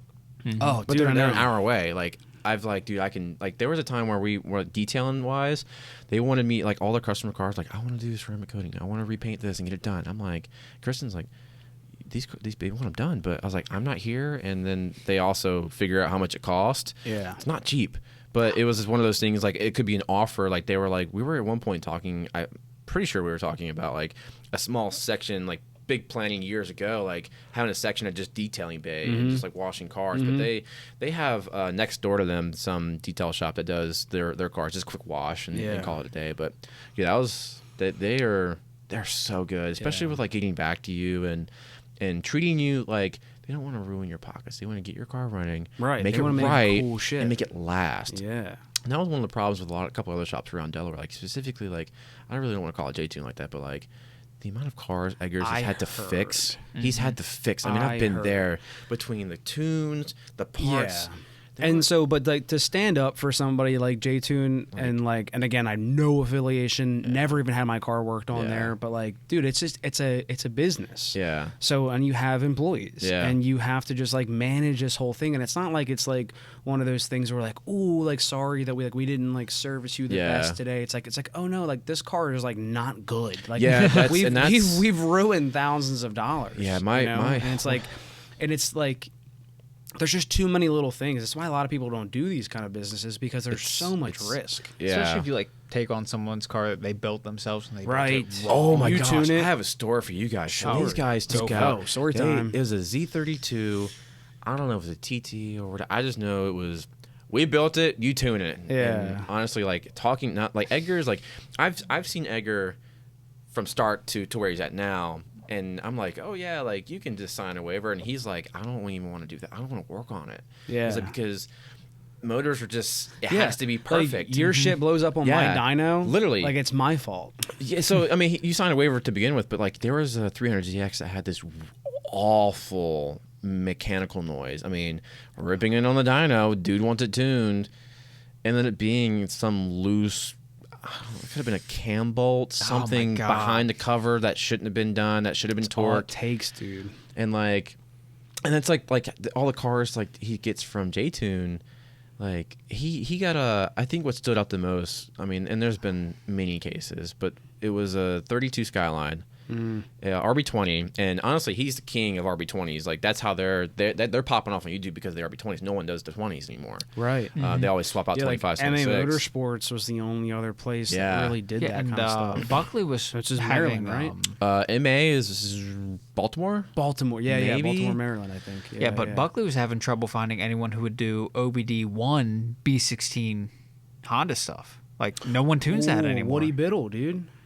Yo, shout out to Woody Biddle. Remember Woody? Yeah. Yeah, dude, he did. Yeah. He always did. Yeah, but did he ever come my up car with a shop? Oh no! Exactly. He was just your backwoods. Just Buckley's just your genius and like. I got a dyno back. Let's do it. No dyno. No dyno. Street tune. Yeah. Street tuning like laptop. Hey, my S14's still street tuned. Hey. Yeah, but no, like Buckley was trying to find just like anyone who would touch like a B16 OBD1 Honda, and everyone was like, "No, we do K series now." Yeah. And he was like, "What the fuck?" Yeah. Yeah, so, that's wild. But he did find someone. Yeah. Oh, the R32. Yeah. So the so it was a rolled up, a typical day, and there's a red 32 sitting in the shop, and I'm like, hey man, this is pretty neat. It's a RB20 forward facing manifold or intake manifold, big turbo, blah blah blah blah, and he's doing some stuff on it, and what are we doing this? He's like, don't even get me started. I'm like, oh, it's one of them. And he's like, yeah, man, like it's just one of those like spend thousands and thousands and thousands of dollars and it just doesn't run right. I'm like, okay, well, like, what's wrong with it? And he's like, he's got a laundry list of things. Yeah. But the biggest turning point was big turbo, big injectors, whatever, big manifold, and it made 20 more horsepower than stock. Whoa. Dude spent probably 10 plus grand. Fuck? And I'm like, what the hell? He's like, dude, I don't understand how you pump out. I mean, everything was awful. Damn. He rerouted all this stuff, got it, and he was even saying like on the RB20s, you don't need the forward facing manifold. You end up losing that bottom end. Like I guess it's bottom end torque. But like you're not hitting that 4 or 5 horsepower. If you get the high end horsepower, it's worth it. But it was like literally it's one of those. It was like it's almost like overkill upon overkill to get subpar anything. Oh, so he's bringing the bulletproof vest to a paintball match. Pretty much, yeah. So he did it up and ended up making I think 400 some change after it left Edgar's hands. Like good tune, redone everything. Was it just a mismatch of parts? It was just I think it was just a lot of good stuff, just bad tuning. And that's the thing. That's what I was saying. Is like there's so much to this kind of stuff, and there's like it's not always like just nuts and bolts. It's no, it's more than that. It is, yeah. Yeah, and I mean, like any person with like 2 brain cells rubbed together can look at like your AFRs and be like, oh, well, we've gone a little lean there. Let's richen it up. Right, and like in the case of like the Apex, like when you have like that's all you could really do with the Super Apex AFC, Super AF. yeah, which like those things are great, but you have to realize that like that's pretty much as far as you can go. You're not touching ignition time. I think too is also you nowadays. You can change a lot of stuff like that. I mean, there's a lot to those, but like there's just it doesn't have the same quality. Clearly, it's why they don't. Well, yeah, it's not like you have a Haltech, standalone. Exactly. The nice thing about nowadays like ECUs is a failsafe. Yeah. So like I had a hard time because I was like, dude, I'll just run Nistune like the S4, and that's when I found that like S14 era Nistune kind of like. Yeah, because it was like weird OBD1 2 era. Yeah. So like Edgar street tuned my S14. I think when he still worked at J-Tune, just hooking me up before I go out for basic, like get this car going, we get going. Yeah, and then it's a closed locked tune, and the computer of the car is like, we're gonna lean right outside it, and then we're gonna come right back in, and then we're gonna lean right. Like it was like it's locked in, and I was like, hey man, we're hitting like 9 weird on shit in a car. 9, and we're also like at 15, 16. He's like, I didn't tune her for that. And then that's when we started, like, there were some cars showing up at J-Tune when Edgar was still there that was like, it was, there was a Z32 Nistune. Nistune told the injectors to go full open and flooded the motor. Just straight up done. So I'm just like, well, what do you mean? Are we blaming Nistune for that? Like, I think so. What basically the way Edgar is just like he's like it's old technology, old software that is just starting to be sporadic or erratic, I guess you could say. It's just not working like. Well, it was never meant to see these parameters. Exactly. So you start putting in new age parameters on old stuff that wasn't calculated. It's also we figured out high compression, high boost. To think too, like you're still so Nistune and like I think Nismotronic as well is still using factory ECU boards, which we're 30 years in on an ECU board. Yeah, it's starting to fail. Yeah, they start having issues because moisture and temperament and old vibration. So it's just one of those things. Like I lucked out with the JZ. I got a pretty sick. I got Link for my S14. Honestly, I'm forgetting. Oh, M-Tron ECU. Okay. So they're like a step up from like your typical street light track use. I got lucked out.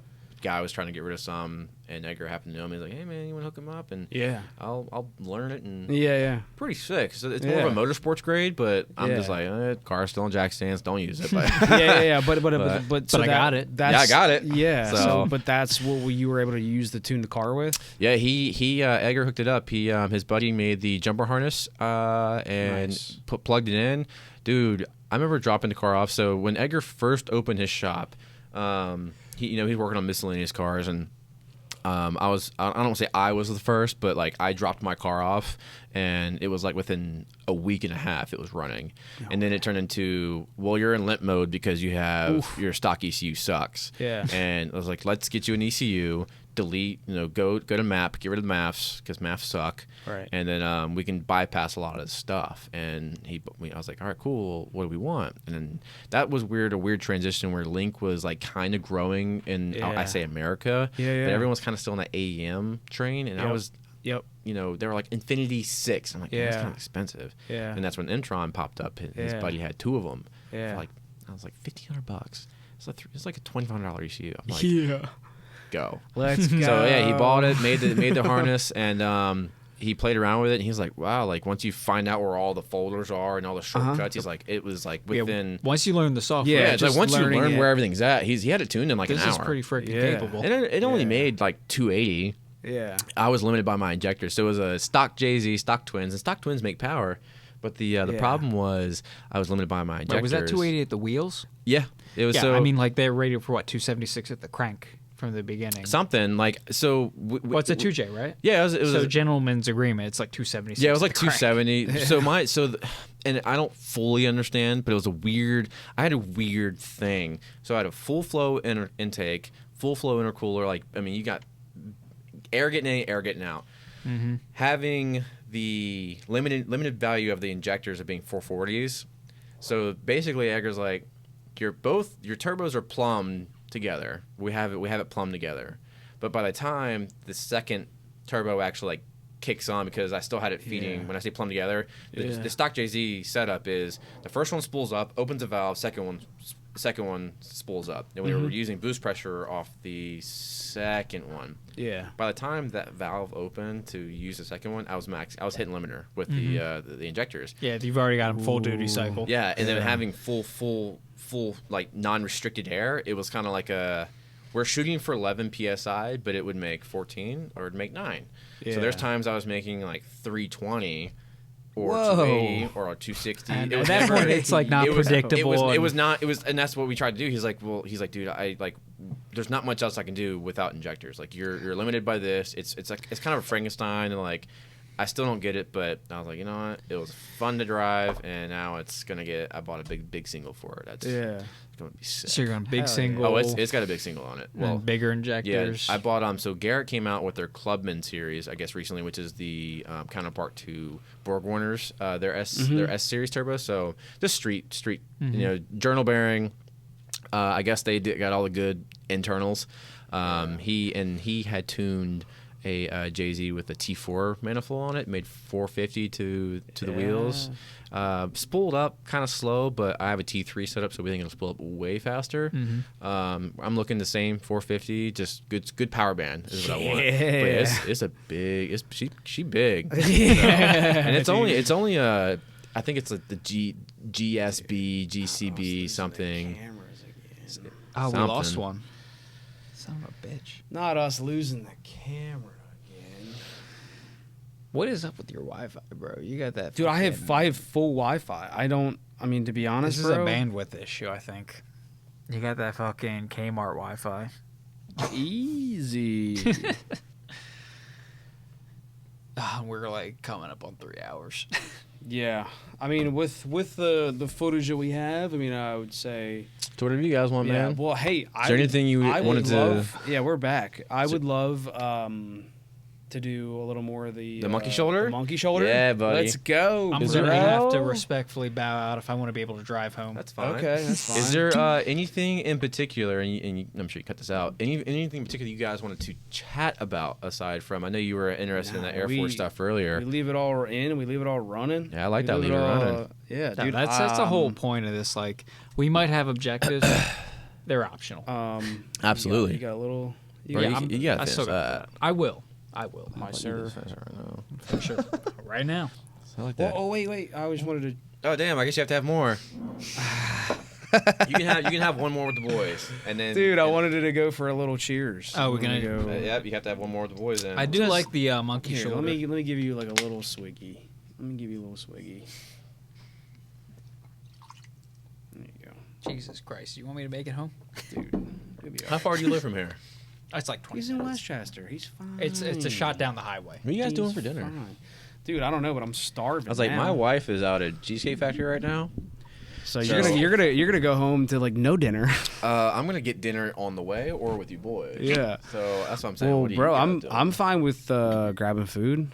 I mean, honestly, like I'm sure Holly would. She would have appreciated like being able to go out and do something. I think we should do that. Yeah, dude. And there's something that's like kind of on the way where if like you wanted to like just kind of like follow us out, like you'd be hitting on the way. I'm Gucci. So, what are you thinking? Like somewhere towards Exton, maybe, or towards Exton, not in Exton. Yeah, that's what I'm thinking. I'm thinking like D-Town, probably D-Town. I think, dude, like have you been to Victory?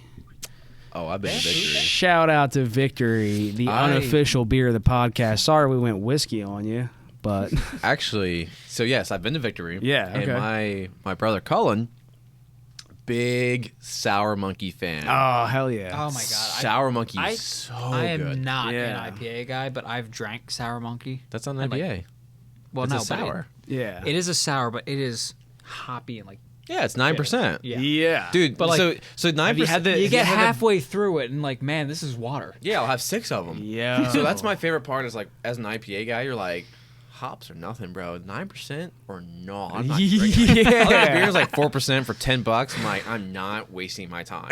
Yeah. So, but Sour Monkey. So yeah, so Cullen like loves Victory. He loves everything about him. And he was tickled to death because Victory used to do, I don't know if they still do it now, they would share the pictures of people drinking the sours. Oh, yeah. Mm-hmm. So then there was a time, like anytime Colin was like, I remember like in Delaware as a passenger you can legally drink. Yeah. Double fisting, and I took a picture of him, and Victor reposted it, and he was like, "I'm peaking right now. Like, this is my shit." Like I was like, "Dude, I'm so happy." Like, and honestly, I kept spamming them. I was like, "You posting right now, or I'm never following you again." Like, you've lost a customer, bro. So I love Victory so much. Like Holly and I go there all the time. Yep. It's our favorite spot. I love. Yeah, that's right here in beer. Downingtown, isn't it? Yeah, that's right. It's been a long time. Yeah, and so I had kind of I shot my shot. I sent some emails out. Did my Tried to work for them a little bit. We're doing some networking. No, trying to get them to like potentially sponsor the podcast. That'd be dope. That would be, but I knew it was going to be like a long us. shot, like, especially starting out too. A beer company, of course. Like we're bottom of the totem pole. Like, dude, we 12 views. We're doing numbers. We're doing numbers. He told me you guys got like 10,000 views on a segment. Yeah, dude. I mean, honestly, the short stills. Yeah, to be honest, we're on the regular, like month by month, we're doing like 40,000. That's through YouTube. And you're hanging out where? And you're hanging out where? Yeah. I mean, look, you're having a good time. I'll be having real. a good time, dude, and we're doing 40K. Let's go. I hate how my voice sounds, so let's... I don't watch these. I try to be as hands off outside of like actually recording them. Well, let's get down there when we're trying to cheers. Yeah, let's what the fuck? Come on, cheers to Adrian. Hey, yo, Adrian. So, fun fact, I actually just recently watched all the Rockies through and through. First time in my life. Yeah, I never. So I never understood the the whole like, hey, yo, Adrian, and then I watched them all. I'm like, oh, I get it. Yep, I get it now. Yep. I get it. Yeah, see, that is a pretty important part. Yep, that's it's extremely important. Yeah, I was honestly like watching it through and through, like because bro, this C5 can fly. It can fly. My longest flight was 14 hours. Whoa. So. Yeah, man, I've been on a 14-hour flight. Adrian's done that. So here's the difference. Like the difference between I hate commercial flying. I hate it because air crew to air crew, like you have to like respect everybody. But like commercial flights, you're like sit in a little chair, you kind of I'm sure you had more freedom than I did on my 14-hour flight. I work out on the plane in the air. What are you talking about? Yeah, that's sick. Yeah, I'll be like doing stuff. Dude, how many people can say that you got to pump in on an airplane? Like, that's sick, bro. Sick pump on the air, bro. Sick pump. Yeah, I'll stay. Like I'll be on the headset, like, hey, I'm in the box. Oh, yeah. I'm in the looking at cargo. Yes, so we call it the cargo box. I just call it the box. Mm-hmm. I'll be like, yeah, I'm gonna go move some change around, like go do something, like just something. But yeah, like 14-hour flight. Throw Suicide Boys on and start doing the squat. Let's go. Like, I can do almost everything on that plane. Like it's really well, like you said, it's a house in the air. It literally house that the flies. air show's coming out. If you haven't seen it, come out. I'll show you. Which air show? The Dover Air Show. Yeah, when is that? May 16, 17, 18. Yeah, It's coming up next month. Is that a weekend? It is a weekend. Okay, good. So if I'm here not flying with active duty, I will be there too. Yeah, because I've been to the Reading Air Show. Yeah. Which, God, I was not prepared for that. It was 8 hours outside, no shade. Yeah. I got like 4 shades tanner. Dude, at your house, we were just talking about that. Yeah. Remember we were talking about that there. Well, the air show a couple years ago at Dover was Jenna. Yeah, Jenna. She Dover. It was like the hottest day. Yeah, of the so year, the right? first, it was crazy. Yeah, after COVID, Dover decided it was a wonderful idea to do an air show in like July. Oh my God! On a freshly paved flight line on an airstrip, which has no shade. So like people were falling out. So we got there about an hour and a half late. Shout out to Kira and Joey, and shout out for making us fucking late, boys. Nah, I love them to death. I love you guys. Yeah, so they showed up super late. We got there, and it's like so with air shows, especially Dover, I mean, it's a flight line. Yeah. You don't see any airplanes because they fly them elsewhere, so we can park on the flight line, and they put them all the other airplanes that you're seeing on display. We were parked probably about 60% away, like use a flight line where airplanes are like pretty far away, and then you get out and it's 95 degrees on blacktop. I mean, I had my gallon of water, and I think I drank half of it before I got through the gate. so yeah, Jenna and Kira never made it through the gate. My mom and Dad made it through. I was really surprised. I was like, I'm surprised they didn't fall out. But like looking around, they have like water buffalo barrels laying around, but there was on deck ambulances everywhere, and it's just as appears that this year, Dover Air Force Base learned from that mistake. Don't do it in the dead of summer because it is too hot. So, and I will say, if you guys do know it coming out, the downside of air shows is the airplanes aren't turned on, so it's kind of like it's a wow factor for the C5 or airplanes. Like, wow, I'm in an airplane, but like the noises it makes and like watching things move and how like. If people could just see what loadmasters and engineers and pilots do while they're operational, it's actually kind of crazy. Yeah. Mm-hmm. So like there's a different side to the air show. Yeah, like you're kind of just seeing. It's like we call it static display. So what it'll do is like you get to the air show, airplanes like the C5 itself will be completely knelt, front and rear and open, and that's about it. Mm-hmm. The things like what makes the C5 is all the noises, the hydraulic noises, like moving stuff around, flipping rollers. Like when I go out there, like I was showing, like I was like, hey, like this is what I do. Like we're doing this stuff, and it's like a lot of basic stuff, but like it's a lot. Well, yeah, you're missing like the machine in action. Yeah, exactly. To do. Like the first time I flew on like a Boeing 747, when we took off from the runway. You could feel the size of that aircraft as it accelerated. Like being lethargic. Something this big shouldn't accelerate this hard and be going this fast. Yeah. And you're missing that when you're just looking at the thing sitting on a runway. The engines they have on the C5 now, I don't know where they came from. I know they were made in the 80s. Correct me if I'm wrong, in any engineer, but I'm pretty sure they are detuned because otherwise they'd rip the wings off the freaking plane. You know what? I believe that. Because the old A model C5s, I mean, they were they were loud engines, and then they replaced them. Now it's a C5M, replaced the engines, but they had to detune them because the structure of the airplane just couldn't hold it. And I've heard a while ago, like when I'm talking like when I was like middle school or before. Was that those C4s are made like if you were to like crash land, they were made to like fall apart. The C5? Like, drop the wings. Yeah. So actually look it up right now on Google. You'll find the crash in Dover here in Dover. Actually, I know people who aren't retired who are on that. So where the C5 broke, where the nose broke off the fuselage, is at the loadmaster table. So it was a loadmaster instructor instructing I'm pretty sure it was a student at the time, at the table, and when it broke at 90 degrees. The instructor's way over here, and here's the student still sitting there. And here's how big it is, though.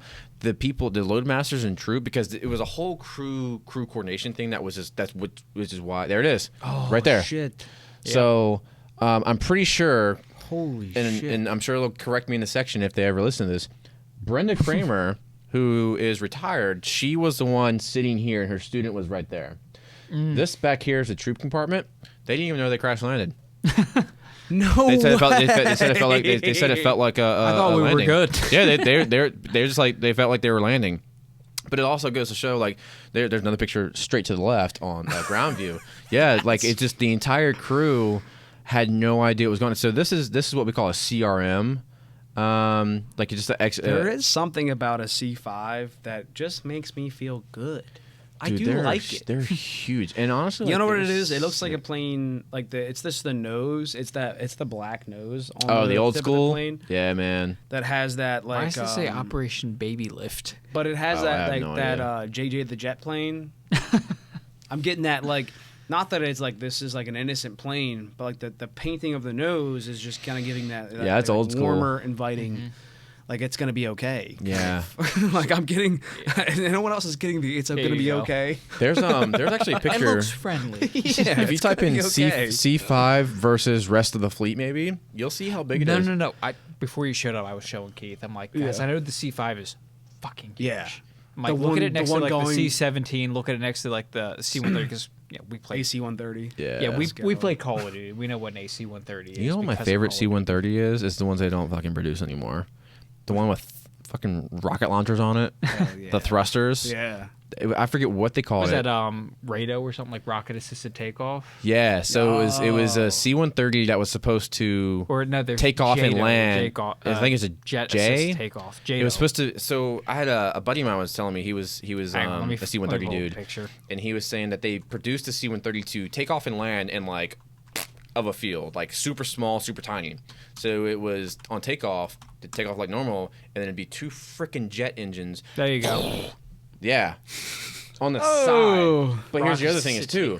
So the other thing was they had to stop. So they had like a one in the front, and then like it was like a forward. There it is. Yeah, a forward, two down, and one in the forward. And what had happened was that the big accident was they were doing a practice, and one of the pilots hit the wrong switch, and it just the whole airplane blew up. Oh my god! Yeah, it blew up. So it was after like that accident they said, yeah, we're not doing this because it was just too tedious. You're strapping like super scaled up, but it was like so bottle cool. rockets to the side. It was of fucking so cool. Like I watched it take off, and because it would take off like. It's so actually, sick. I got chills from that. You're in the Air Force. I doubt you're like in any position to like see what they're talking about like future wise, but like you've heard of SpaceX. I know people who work in SpaceX outside the military. Yeah, I had a friend of mine in Texas. Yeah, and from completely outside looking in, like sure, Department of Defense is looking at using SpaceX's Starship for like Earth-to-Earth transport. Probably, and that would probably fall under like the purview of either the Space Force. Well, the C5 does move like a lot of space crafts. Yeah, they do. The C5 is that plane. Oh, they move the loads for like the Department of Defense, like space launchers for like spy satellites and all that shit. Oh, I have no idea. I personally have not done that, and if I did, I couldn't tell you probably anyway. But no, the C5, like that like satellites and stuff, like that's very common. Like you've got satellites on board. No, like the C5 doesn't like it moves. Like that's what I'm saying. So here's the cool thing about physics wise. Well, I'm saying like in general, like here's the cool thing about the C5, right? Or this is the military in general. Like we don't just move like military. Like someone can literally pay for it, and it's like, cool, you paid X amount of dollars to use this airplane. Sure. Fill it up how you want. Yeah. That's literally, and that happens quite often. We call it's just people like I've had users come out. We'll load it up, take off, land. See ya. Yeah, but would you be like, I mean, you're a loadmaster, right? Yeah. So would you be a loadmaster for like a SpaceX Starship where you have to like load shit onto a rocket? No. So, and this is the gray area. People like think like a loadmaster is a loadmaster on planes. No, every plane's different. You are current and qualified. Oh, that's right. You said you don't do any cross training. Nope. And so if I cross train, I could go to like a C-17 or C-130 or whatever. But no, I'm currently qualified on a C-5, and that is the only plane. Yeah. I really only care about. And I'm guessing you haven't looked into like anything. Nope. Above that. Nope. No interest. No interest. Because it's at Dover. Being in Dover. It's at Dover. The C5. Could you imagine like a SpaceX launch pad in Dover? Yeah, you're thinking about it. I am thinking. You're thinking it. He's asking you these are targeted questions because I think Adrian might want to enlist if he could load the Starship. I could ride listen, on the I Starship have a buddy with the who tanks. is an engineer for NASA. I'm pretty sure he's worked on SpaceX before, so I will ask him. And he's in the 240s. Yeah, let's go. So the overlap between the car enthusiast community and the space community is. It's pretty weird how like it's like. I think it's just machines. You know what? You gotta be because like we talk about SpaceX, we talk about this, we talk about like whatever. Like, dude, I've flown around the world. I've ran into people I haven't talked to in 10 years. 15 years. I was in Mississippi of all places. Yeah. And I ran into a guy who I went to middle school with. What? I'm like, he's like, I'm loading the plane. It's some Navy base. Loading the plane, and dude looks at me and look at him. I'm like, I know this dude from somewhere. Like, he's looking at me. He's got that look. He's got that same thing. He's got that same look. Yeah. And about 5 minutes later, we're moving another pallet or whatever. Were he's you like in Delaware? He was like, hey man, you remember who I am? I was like, yeah, we played middle school soccer together. I just don't remember your name. He's like, well, what do you think my name is? I was like, I don't know, Jose. He's like, close, Gabe. So dude, it was on the tip of your tongue. Yeah, but like it was just like it was one of those things. Like like you can think about like we're old enough to say 15 years ago. That's crazy. So middle, we played soccer together. Dude, and that was the whole drifting thing. I was like, okay, it's gonna be a decade since I was on the track again. Like I'm a fucking weird nerd. Like I have to go be cool again. I don't like that. It's dude. So like, have you been peeping the stuff I've been sending you? Yes. So let's talk about that. So because I love that because the M3 that you sent me, that one was sick. I thought I think I sent you E36, E46, and the one series. E46, yeah, the E46 M3 that you sent me. That was one, M3. It's like no. It wasn't. It's not an M3. It's not an M3. It's just a $1,200 car that ran and drove. It has an M3 hood. It has the M3 like aluminum hood. Yeah, I'm just drunk and confusing it. But the best time. But that one, yeah, the best times. Dude, this monkey shoulder's hitting. Dude, this monkey shoulder's hitting. I'm glad you like it. Shout out monkey shoulder. Yo, Holly should have some. Yeah, I mean, she's not. No? No whiskey. No? She had tequila shot last night. Yeah? She's a tequila fan, but even afterwards, she was like, blah, blah, blah, blah. I think it's been a while since she's had COVID. That's yeah. You know what's funny is a lot of my whiskey friends, my boy Juan, shout out Juan, we were chilling, and he was like, whiskey just, the hangover is just getting worse and worse as age goes. And this dude's getting, he's pushing 40 here soon. He's like, I switched to tequila. And I was like, no way, because I'm doing the same thing. Yeah. I was like, all right, let's go. Keith got COVID. How long ago? Oh, like right when it happened. Yeah, this is like 20 yeah, like right when it happened. And that wiped his sense of taste. And ever since then, he's been big tequila guy. Big tequila. But I was saying the same thing. I touched on it a little bit when you and I were just hanging out. I was like whiskey has actually like I've like a new palate for it. And I don't know if it's because like my senses are dulled from COVID or if it just changed them completely. So by now you should be good to go. Yeah. So you would think, but my thing was is that like for me, like I've had it before. I had bought bottles of Jack Daniels, and I bought a Woodford Reserve. Woodford Reserve, first of all, is the best go-to. If you're gonna mix, buy that. I buy that 100% of the time.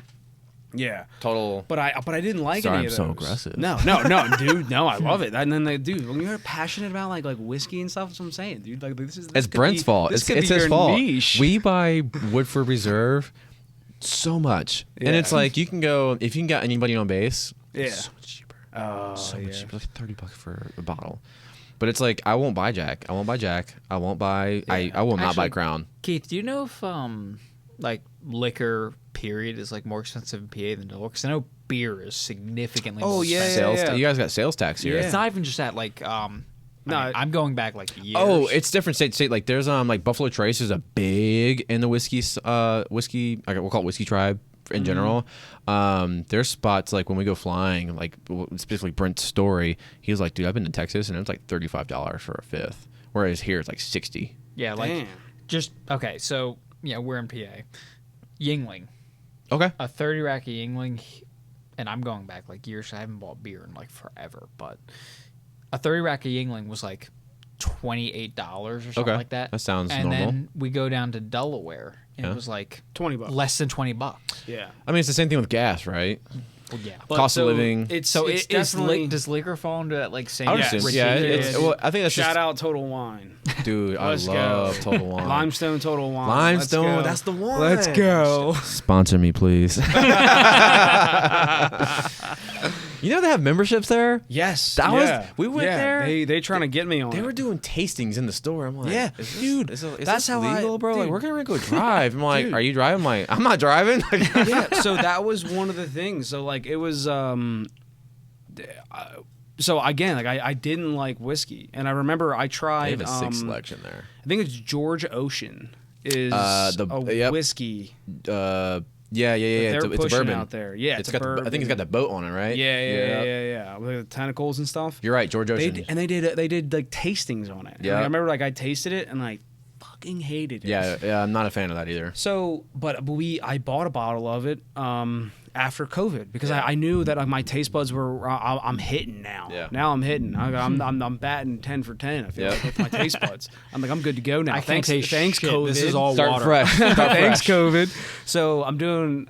So we went down and I had it, and it was just like I had it again after COVID, and I was like, oh, I'm different. My taste buds are different. Yeah. I'm built different.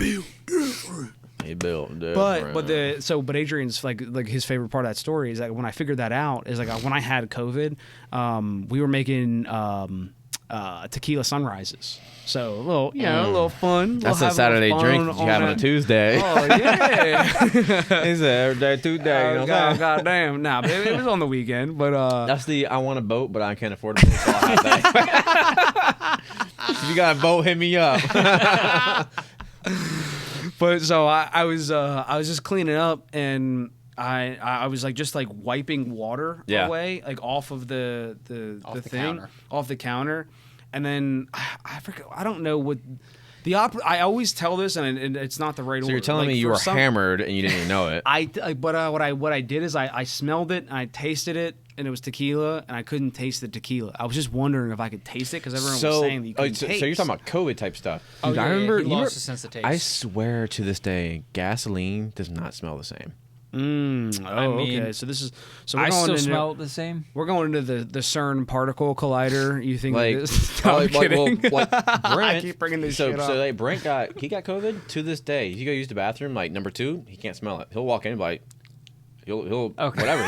He can't smell it. He can't taste it. All right, look. I've had COVID at least twice, and everything's still the same for me. Yeah, but.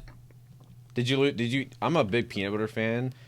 I lost a taste of peanut butter for about 2 weeks. No, I didn't lose the taste. Jenna lost it for months. She like her favorite. My nickname in the body shop used to be called peanut butter because I had a jar of peanut butter in the toolbox, and I'd be snacking. You and I are the same, dude. Dude, literally, like I could take a whole one of those giant jars of peanut butter down. Like I could just in one sitting. And here's the thing. Down to the face. I've never seen you. Have you had the? No, but I would never let myself. It's so many calories. Oh, it's so fatty. Yeah. But I'm a big fan. I will never. I don't buy regular peanut butter. I do the honey mixed peanut butter. Ooh. All right. You haven't had it. I'll put this out hit here. up Wegmans. Wegmans got a good organic. I'll put this out there organic now. creamy. Is that something here? that like everyone Wegmans is in thinks... Delaware. They got it in Wilmington. That's still a minute. That's a minute. You're not getting That's the it. next time you come over. You hit me I'm gonna get you that plug. Dude, actually, I'm gonna get you with a plug. The peanut butter plug. I'll be your peanut butter plug. Hey yo. Fucking love peanut butter. Everyone that I've ever mentioned this to thinks it's disgusting. All right, hit me until they try it. Try me. Peanut butter or butter. I will eat a butter by the stick. What the fuck are you talking about? Yeah, we are. No. So many people were just like, you're putting peanut butter in butter, and I'm like, bro, try it. Yeah, dude. Adrian had me try it a long time ago. But because I mean, the two don't go together. But like, it's not like it's butter. What about peanut butter and yogurt? Peanut butter. Haven't tried yogurt, dude. So I'll. No. I've tried something like that. There's something called Brummel and Brown, which is like this weird yogurt alternative to butter. It tastes like butter. Sure. But it's different. So you know is it Okios, whatever the weird protein? So I'll have the jar of the can of that, or like, and then I'll have my Skippy's honey peanut butter. Yeah. I'll scoop the peanut butter and then scoop the honey or scoop the yogurt and just do a little bit of time. Yeah, I'm fine with that because like I think there's a way to link that, right? Because I started doing because it's also vanilla too. Like vanilla goes with peanut butter and honey. Right. Yeah. So like I was doing I was doing like fruit granola. Yeah. Peanut butter and yogurt. And like into yogurt, parfait. but parfait, and then you put peanut butter in it. It's not that far from like the yogurt fruit thing. It's not. Yeah. So like that makes sense. Here's where I out myself. You bridged like the gap weird. that no one dared to bridge. So I'm that dude. Let me tell you. Here's how far. Like in terms of trying foods together, expired foods, expired and good food. I'm that guy. When I first moved in Brent's house, he had so much because he flew all the time. So much expired food. Yeah. I would send him videos of like, hey, I'm gonna eat this today. What's the date? 2021. What year is it? 2023. He's like, well, let me know if it's good. Is it moldy? No, as long as it wasn't moldy, I eat it. I didn't care. Yeah. Like so, he will like. I'm the trash panda. I'm the dude. Like I'm trash panda. I eat everything. Something you don't want, give it to him. Yeah. It was so good. It's total side subject. We went to Chili's last night. Yeah. Solid unit. By the way, if you go and get their chicken something sandwich, it came out with, it was like 1.5 pounds of meat. I picked up that sandwich, and I was like, that's got some girth to it. I was like, I'm tuned in. I'm like, what is this? There's weighs something. That weighs a little bit. There's weight. Like, maybe my dude hooked me up, but yeah, I don't know. I can't get on board with like Chili's or Applebee's anymore. Like I used to love those places, and I went Chili's back all the time for lunch. It's just cheap. Who's we? You and me. When did we meet at Chili's? Me and my subconscious. Wait, no, I'm sorry. I'm thinking of Chipotle. Adrian, there it is. Adrian, get it together, bro. All right, Adrian doesn't get to drive home. Adrian's staying with us.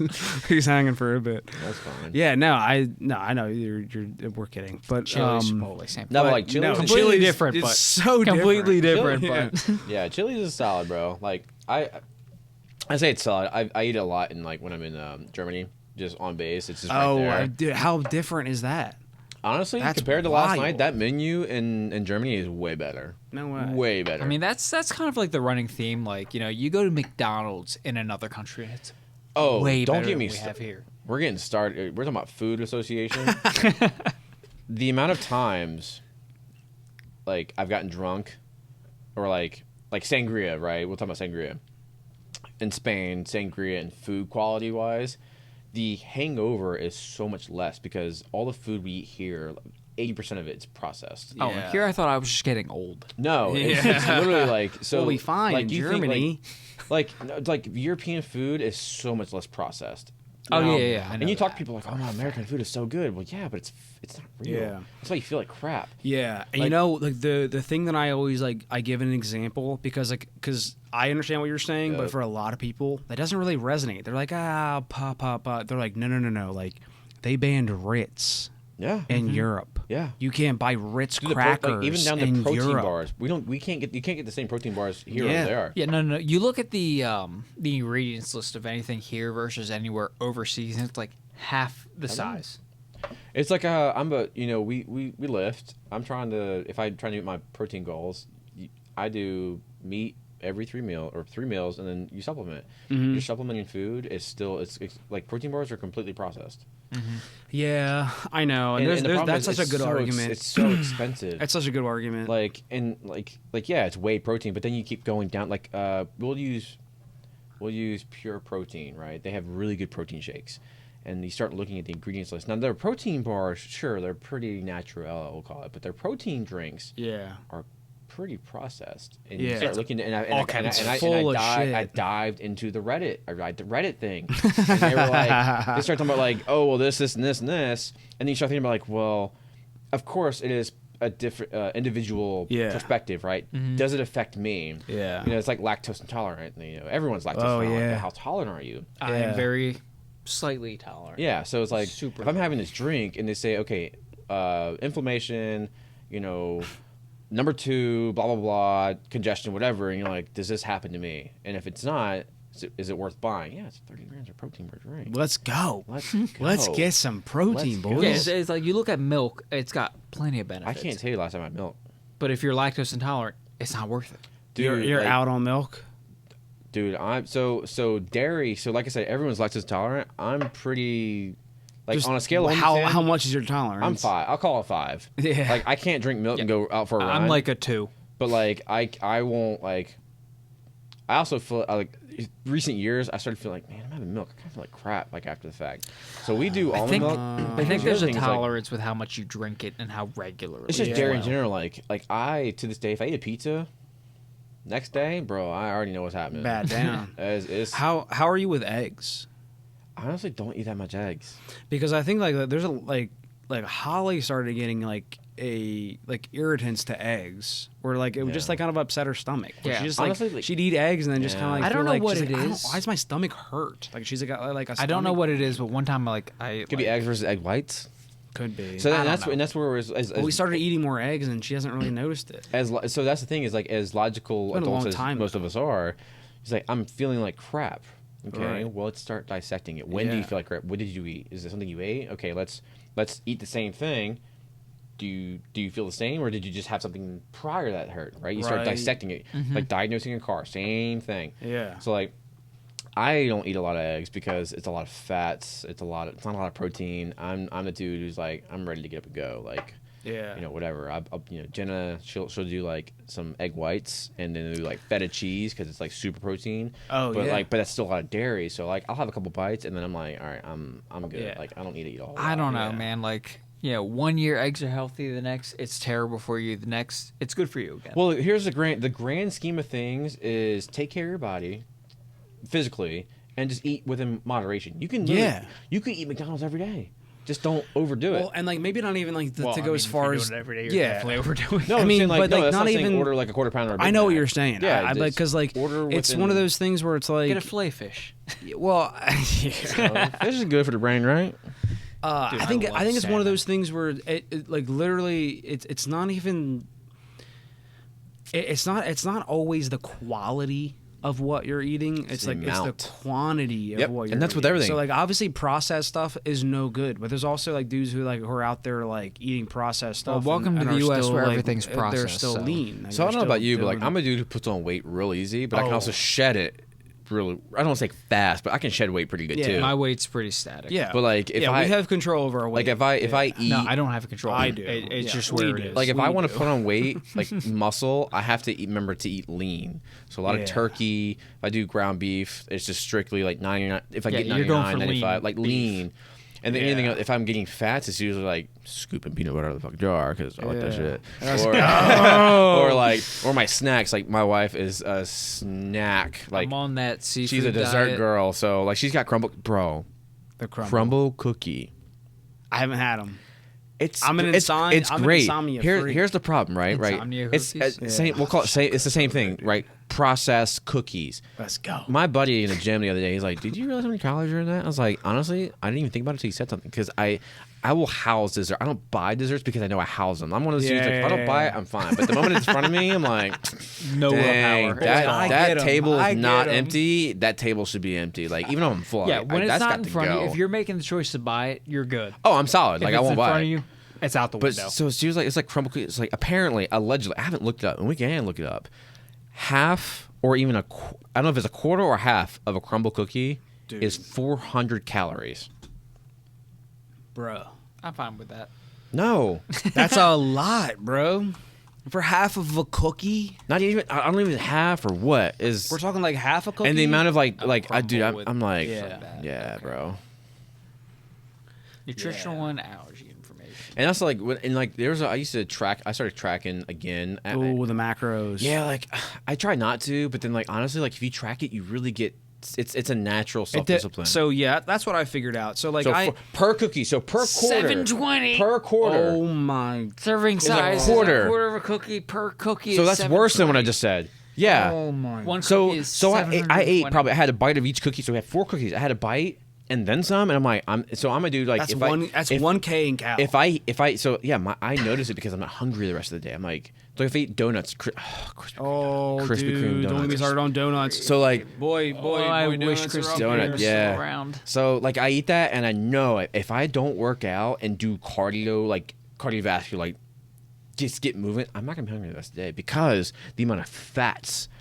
And that's how as a guy like who can put on weight like that. I don't know if you're I'm the same way. Yeah. I I'll know- stack weight. I know dude. how much- I'll stack. I know like how much is in there Yeah. because if I I'm not went- hungry, I know it's fatty. I went through an 8-month period because that was how long I worked at that rest stop where I ate nothing but Popeye's chicken or pizza for dinner. How are you alive? Yeah. I lost 10 pounds. Let's not pretend. Like You know what? Because he wasn't sitting on the couch doing the same thing. No, hang on. Let's not pretend that Adrian even eats any differently than like right now. I mean, like I eat less now. What did you? No, but sure. We'll go. Well, what in the last 48 hours? He just had the what was last that, 4 Cheez-Its? years. Let's see the DoorDash. What did I have? Yeah, you know what? That could be a new segment. We have a Facebook What did Marketplace Adrian segment. eat Now we could have today? a Adrian's DoorDash segment. You know how people like share Spotify playlists? We're gonna share Adrian's DoorDash. We should pause that and do a pee break. Yeah. Well, bro, you wanna? We should probably end it. You want to end it? I mean, we're gonna keep hanging. I feel like dinner is in our view. The last thing I Let's got do was some Nick's dinner. old original roast beef sandwiches. So I had a roast pork sandwich. that with roast gravy. beef. Arby's got the meats. I love Adrian's Arby's. got Bro, meat. Arby's actually has a sick gyro. Yeah. By the way, it's not called gyro. It's called gyro. If you didn't know that, apparently. that is They have a good They've gyro. got a good amount of and the curly fries. Oh my god, yeah. Dude, they're fucking crazy. I won't buy it. Love them. I won't buy while I'm here. But if I'm out in the broad, dude. That's what's tough for us, dude. We're on the road, which is like I hit you up. And I'm like, what do I get for lunch? Absolutely. You know, like I was just I was in a bad spot. I didn't pack lunch. It's like, bro, you see those? You can't see it probably from over there, but there's like that blue. I see a bunch of wine over there. Is that some dry red? I'm a slut for dry red. That's neat. Like pinkies out. That is for my queen. Don't talk to me like that.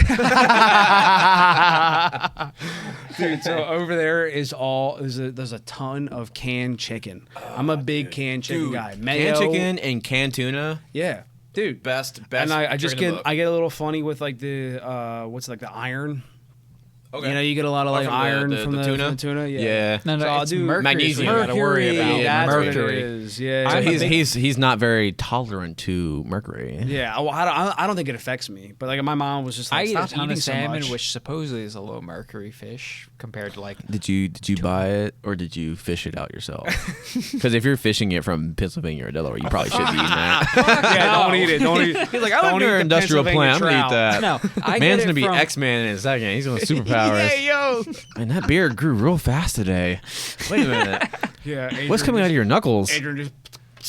He's like, I'm Spider Geek or something like that. I'm Fishman. Fishman. Yeah, no trademark, Marvel. We're not here. Yeah. But my canned chicken game is on point. Sweet pickle relish, a little mayo. Oh, little light mayo. Little light mayo. Oh, Thousand Island. We do olive oil. Olive oil mayo is our gig. But yeah, but to your point, it's a high fat. It's not like but I miss all the carbs. I can eat bread. I don't care. I'll eat it. I can eat that. I can have a banana, which is a carb, but like it's fuel to just keep going, getting me off of like eating bread and stuff, and then I'll just do fruit. Yeah. You know? And like I'm a big wrap guy. Protein big wrap. shakes, and then also the Jocko greens. I'm on that seafood diet. Seafood. I eat it. I'm gonna piss my pants, boys.